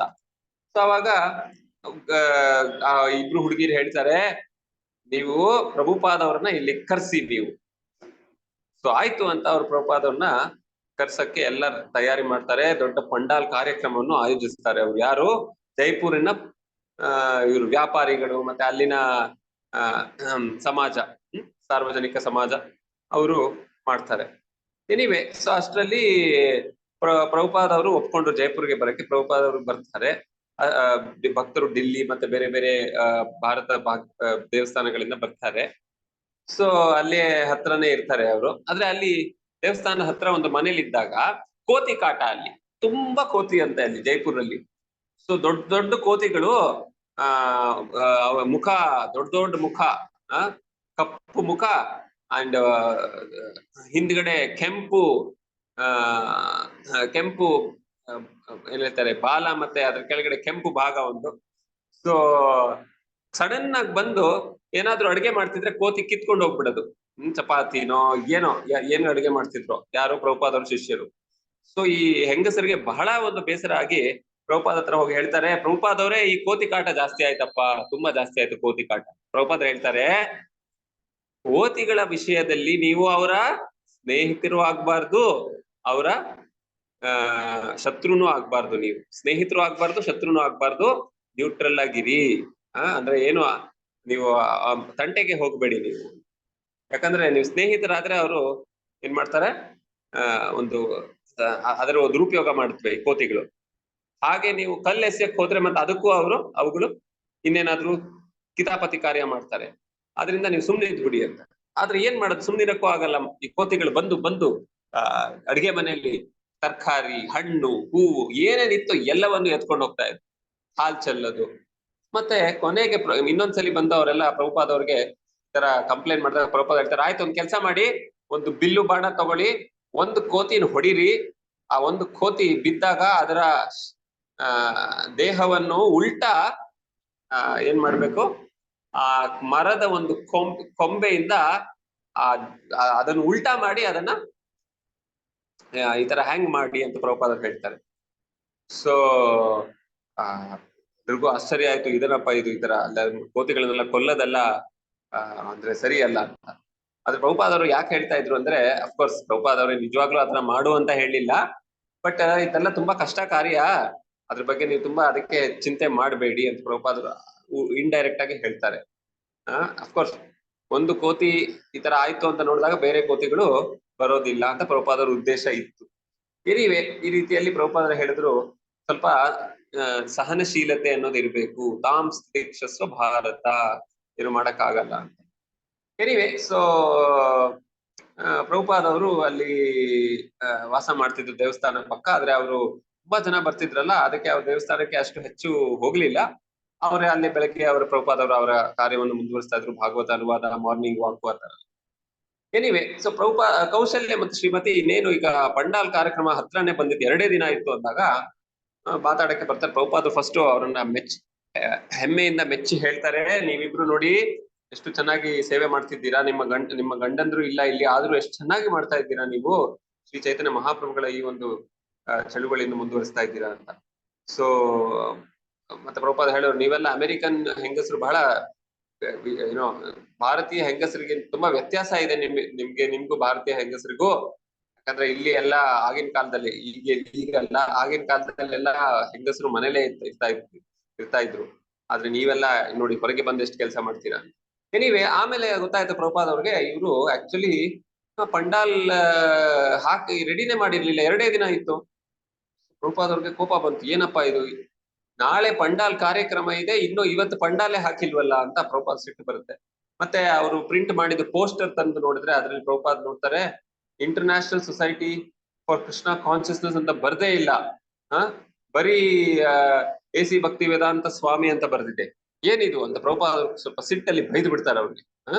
ಅವಾಗ ಇಬ್ರು ಹೆಂಗಸರಿಗೆ ಬಹಳ ಒಂದು ಬೇಸರ ಆಗಿ ಅವರು ಹತ್ಕೊಂಡು ಹೋಗ್ಬಿಡ್ತಾರೆ. ಸೊ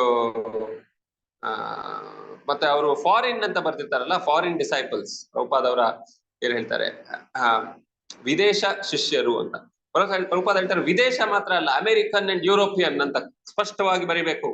ವಿದೇಶ ಅಂತ ಹೇಳಿದ್ರೆ ಯಾವ್ದಾದ್ರು ದೇಶ ಆಗ್ಬಹುದು, ಆಫ್ರಿಕಾನು ಆಗ್ಬಹುದು, ಅದರಿಂದ ಅಮೆರಿಕನ್ ಯುರೋಪಿಯನ್ ಅಂತ ಹೇಳ್ಬೇಕು ಅಂತ ಬೈತಾರೆ ಪ್ರಭುಪಾದ. ನೀವೇ ಕೊನೆಗೆ ಒಂದೇ ದಿನ ಶ್ಯಾಮ್ ಸುಂದರ ಪ್ರಭುವ ಸಹಾಯದಿಂದ ಅವರು ಕರೆಕ್ಟ್ ಆಗಿ ಫ್ಲೈಯರ್ ಎಲ್ಲ ಪ್ರಿಂಟ್ ಮಾಡಿ ಮತ್ತೆ ಪ್ರಭುಪಾದಗೆ ವಾಪಸ್ ಬರ್ತಾರೆ ಹೇಳಕ್ಕೆ.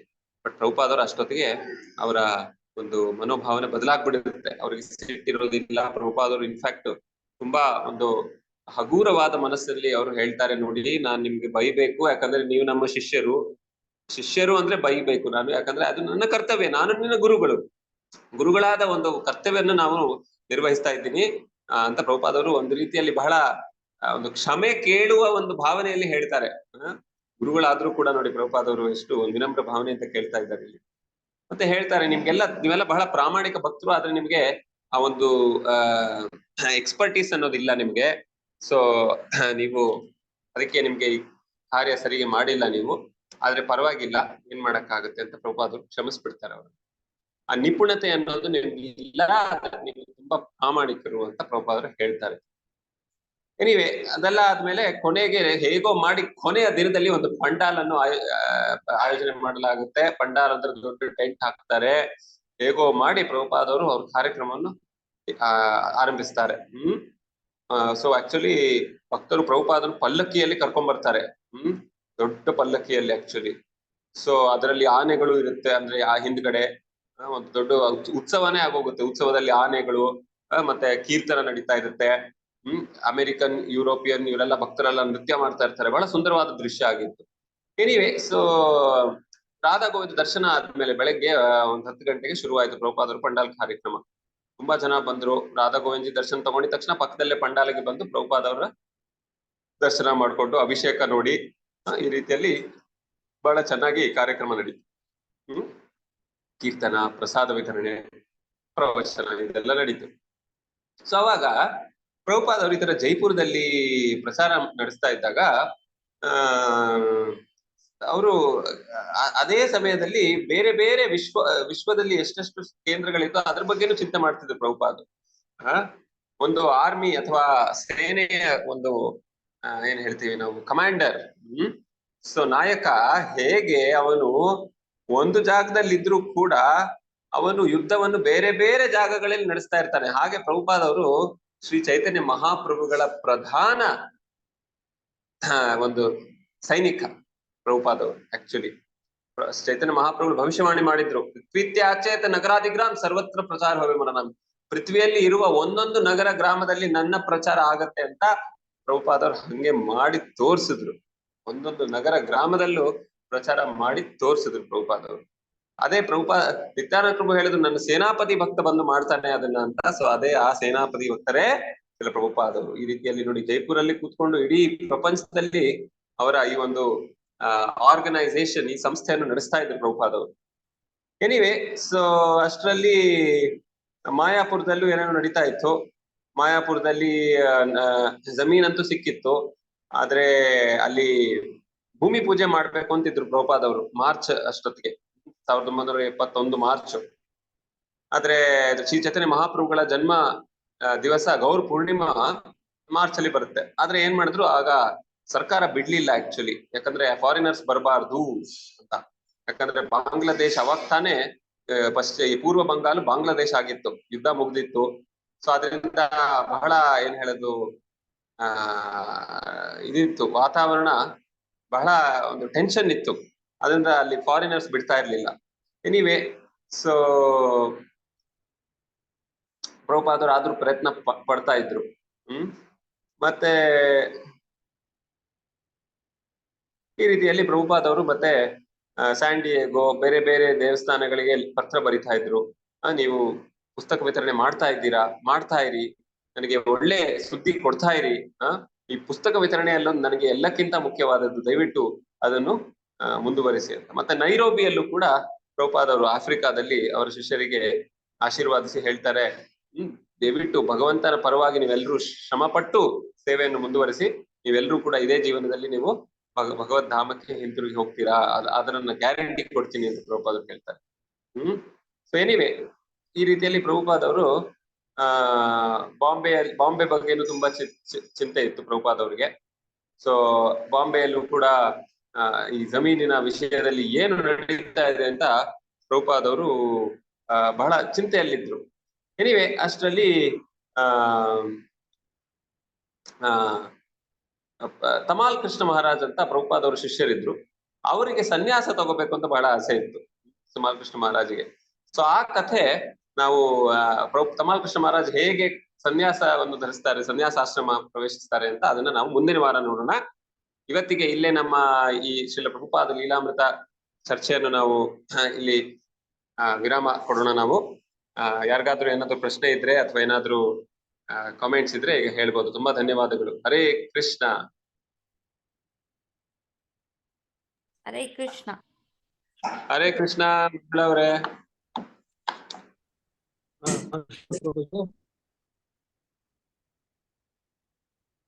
ಹೇಳಿ, ಏನಾದ್ರು ಹೇಳ್ಬೇಕಿತ್ತ ಅಥವಾ ಏನಾದ್ರು ಪ್ರಶ್ನೆ? ಪ್ರಭುಜಿ, ಹರೇ ಕೃಷ್ಣ ಪ್ರಭುಜಿ. ಅವರು ನಾಯರ್ ಏನು ಜಮೀನ್ ಕೊಟ್ಟಿದ್ರಲ್ಲ ಬಾಂಬೆನಲ್ಲಿ, ಅವ್ರು ತಿರ್ಗಾ ಉಲ್ಟಾ ಹೊಡೆದ್ಬಿಟ್ಟು ಕೇಸ್ ಹಾಕಿದ್ದಾರೆ. ಅವ್ರ ಮೇಲೆ ಕೇಸ್ ಹಾಕ್ಬಿಟ್ಟು ಕೋರ್ಟಿಗೆಲ್ಲ ಹೋಗಿ ಆಮೇಲೆ ಪ್ರಭುಪಾದರು ಬೈ ಫೋರ್ಸ್ ಆಗಿ ಬಿಲ್ಡಿಂಗ್ ಅನ್ನ ಕಟ್ಬಿಟ್ಟು ಆಮೇಲೆ ಕೋರ್ಟ್ ಅಲ್ಲಿ ಪ್ರೂವ್ ಮಾಡಿ ಈ ತರ ಎಲ್ಲ ತಗೊಂಡಿದಾರಂತ ಎಲ್ಲ ಸ್ಟೋರಿ ಓದಿದೇವಲ್ಲ ಪ್ರಭುಜಿ. ಕರೆಕ್ಟಾ ರಾಂಗ? ಕರೆಕ್ಟ್, ಅಫ್ಕೋರ್ಸ್ ಅದೆಲ್ಲ ಕರೆಕ್ಟ್. ನಾನೆಲ್ಲ ಫುಲ್ ಹೇಳಲಿಲ್ಲ ಅಷ್ಟೇ ಇವತ್ತು. ಅದು ಗಿರಿರಾಜ್ ಮಹಾರಾಜ್ ಅಂತ ಪ್ರಭುಪಾದ್ ಅವರ ಪ್ರಾಮುಖ್ಯ ಶಿಷ್ಯರಿದ್ದಾರೆ, ಅವ್ರು ಬರ್ದಿದ್ದಾರೆ ಆಕ್ಚುಲಿ ಅದ್ರ ಆ ಪುಸ್ತಕ. Okay, I will build you a temple ಅಂತ ಆ ಪುಸ್ತಕ ಹೆಸರು. ಸೊ ಬಹಳ ಸುಂದರವಾದ ಪುಸ್ತಕ. ಕರೆಕ್ಟ್, ನೀವು ಹೇಳಿದ್ ಕರೆಕ್ಟ್. ಅದೆಲ್ಲ ತುಂಬಾ ನಡೆಯುತ್ತೆ. ಮುಂದೆ ಹೋಗಿ ಬಹಳ ಕಷ್ಟ ಕೊಡ್ತಾರೆ ಈ mister Nair. Actually mister Nair ಮೋಸ ಮಾಡ್ತಾ ಇದ್ರು ಎಲ್ರಿಗೂ. ಎಷ್ಟೋ ಜನಕ್ಕೆ ಅದೇ ಜಮೀನನ್ನು ಮಾರಿ ಅವ್ರು ಮೋಸ ಮಾಡ್ತಾ ಇದ್ರು. ಸೊ ಪ್ರಭುಪಾದರಿಗೂ ಮೋಸ ಮಾಡ್ಬೇಕು ಅಂತ ಅವರು ಅನ್ಕೊಂಡಿದ್ರು. ಆದ್ರೆ ಪ್ರಭುಪಾದರು ಸಾಮಾನ್ಯ ಒಂದು ಏನ್ ಹೇಳೋದು ಕಸ್ಟಮರ್ ಆಗಿರ್ಲಿಲ್ಲ. ಆದ್ರಿಂದ ಅವರು ಅವರ ಮೋಸದ ಆಟವನ್ನು ಅವ್ರ ಮೇಲೆ ತಿರುಗಿಸಿ ಹಾಕ್ಬಿಟ್ರು. ಸೊ ಈ ರೀತಿಯಲ್ಲಿ ಮಿಸ್ಟರ್ ನಾಯರ್ ಅವ್ರಿಗೆ ಸೋಲಾಯ್ತು ಅಂದ್ರೆ ಒಂದು ವಿಧದಲ್ಲಿ ಅವ್ರಿಗೆ ಪ್ರಭುಪಾದವರು ಪ್ರಾರ್ಥನೆ ಮಾಡಿ ಭಗವಂತನಲ್ಲಿ, ನೀನ್ ಸಲ ಬಂದಿದ್ದ, ನೀನ್ ಬಂದ್ಮೇಲೆ ನಿನ್ನ ಯಾರು ತೆಗೆದಾಕಕ್ಕಾಗಲ್ಲ ಅಂತ ಪ್ರಭುಪಾದವರು ಯೋಜನೆ ಮಾಡಿ ಬಹಳ ಒಂದು ಶ್ರಮದಿಂದ ಅವರು ಅದಕ್ಕೆ ಇವಾಗ್ಲೂ ನೀವು ಹೋದ್ರೆ ಇಸ್ಕಾನ್ ಜುಹುಗೆ ನೀವು ನಾವೆಲ್ಲರೂ ಕೃತಜ್ಞತೆಯನ್ನು ಅರ್ಪಿಸ್ಬೇಕು ಪ್ರಭುಪಾದವ್ರಿಗೆ. ಎಷ್ಟು ಕಷ್ಟಪಟ್ಟು ಅವರು, ನಾವು ಹೋಗಿ ದರ್ಶನ ಮಾಡ್ಕೊಂಡ್ ಬರ್ತೀವಿ, ಆದ್ರೆ ಅದರ ಹಿನ್ನೆಲೆ ನಮಗ್ ಗೊತ್ತಿದ್ರೆ ನಮ್ಮ ಕೃತಜ್ಞತೆ ಹೆಚ್ಚಾಗುತ್ತೆ. ಅವಾಗ ನಾವು ಕೃತಜ್ಞತೆಯಿಂದ ನಾವು ದರ್ಶನ ಪಡಿಬಹುದು. ಆ ದೇವಸ್ಥಾನ ಹೋಗಿ ನಾವು ಒಂದು ಅನುಭವ, ಬಹಳ ಒಂದು ಕೃತಜ್ಞತೆಯ ಅನುಭವ ಅನ್ನೋದು ಬಹಳ ಮುಖ್ಯ ಅದು. ಹರೇ ಕೃಷ್ಣ. ಇನ್ಯಾರಿಗಾದ್ರೂ ಏನಾದ್ರೂ ಪ್ರಶ್ನೆಗಳಿದೆಯಾ? ಓಕೆ, ಸೊ ನಿಮಿಷ.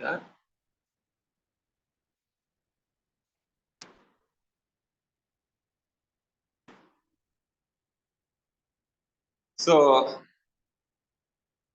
ಧನ್ಯವಾದಗಳು ಎಲ್ಲರಿಗೂ. ಇದೇ ಸಮಯ ನಾವು ಮುಂದಿನ ವಾರ ಇದೇ ಸಮಯ ನಾವು ಸೇರ್ಕೊಳ್ಳೋಣ. ಶ್ರೀಲ ಪ್ರಭುಪಾದ ಅವರ ಲೀಲಾಮೃತ ಇದನ್ನು ನಾವು ಬಹಳ ಗಮನ ಕೊಟ್ಟು ನಾವು ಇದನ್ನು ನಾವು ಅರ್ಥ ಮಾಡ್ಕೋಬೇಕು. ಯಾಕಂದ್ರೆ ಶ್ರೀಲ ಪ್ರಭುಪಾದವರು ನಮ್ಮ ಮುಖ್ಯ ಏನ್ ಹೇಳ್ತೀವಿ ನಾವು ಸಂಸ್ಥಾಪಕಾಚಾರ್ಯ. 10,000 ವರ್ಷ ತನಕ ಪ್ರಭುಪಾದವರೇ ಈ ಒಂದು ಚಳುವಳಿಯನ್ನು ನಡೆಸ್ತಾ ಇದ್ದಾರೆ. ಅದರಿಂದ ಅವರ ಸೇನಾಪತಿ ಭಕ್ತರು ಅವರೇ ನಮಗೆ ಪ್ರಾಮುಖ್ಯ ಗುರುಗಳು. ಅವರನ್ನು ನೆನಪು ಮಾಡ್ಕೊಳ್ಳೋದು, ಸ್ಮರಿಸೋದು, ಚಿಂತನೆ ಮಾಡೋದು ಬಹಳ ಮುಖ್ಯ ನಮಗೆ. ಅದರಿಂದ ಇದನ್ನು ಮುಂದುವರಿಸೋಣ ನಾವು ಇದೇ ಸಮಯ ಮುಂದಿನ ಭಾನುವಾರ. ಹರೇ ಕೃಷ್ಣ. ಶ್ರೀಲ ಪ್ರಭುಪಾದ್ ಕಿ ಜೈ. ಅನಂತ ಕೋಟಿ ವೈಷ್ಣವ ವೃಂದ ಕಿ ಜೈ. ಗೌರ್ ಪ್ರೇಮಾನಂದೇ. ಹರಿ ಹರಿ. ತುಂಬಾ ಧನ್ಯವಾದಗಳು. Thank you. ಧನ್ಯವಾದಗಳು. ಧನ್ಯವಾದಗಳು. ಧನ್ಯವಾದಗಳು.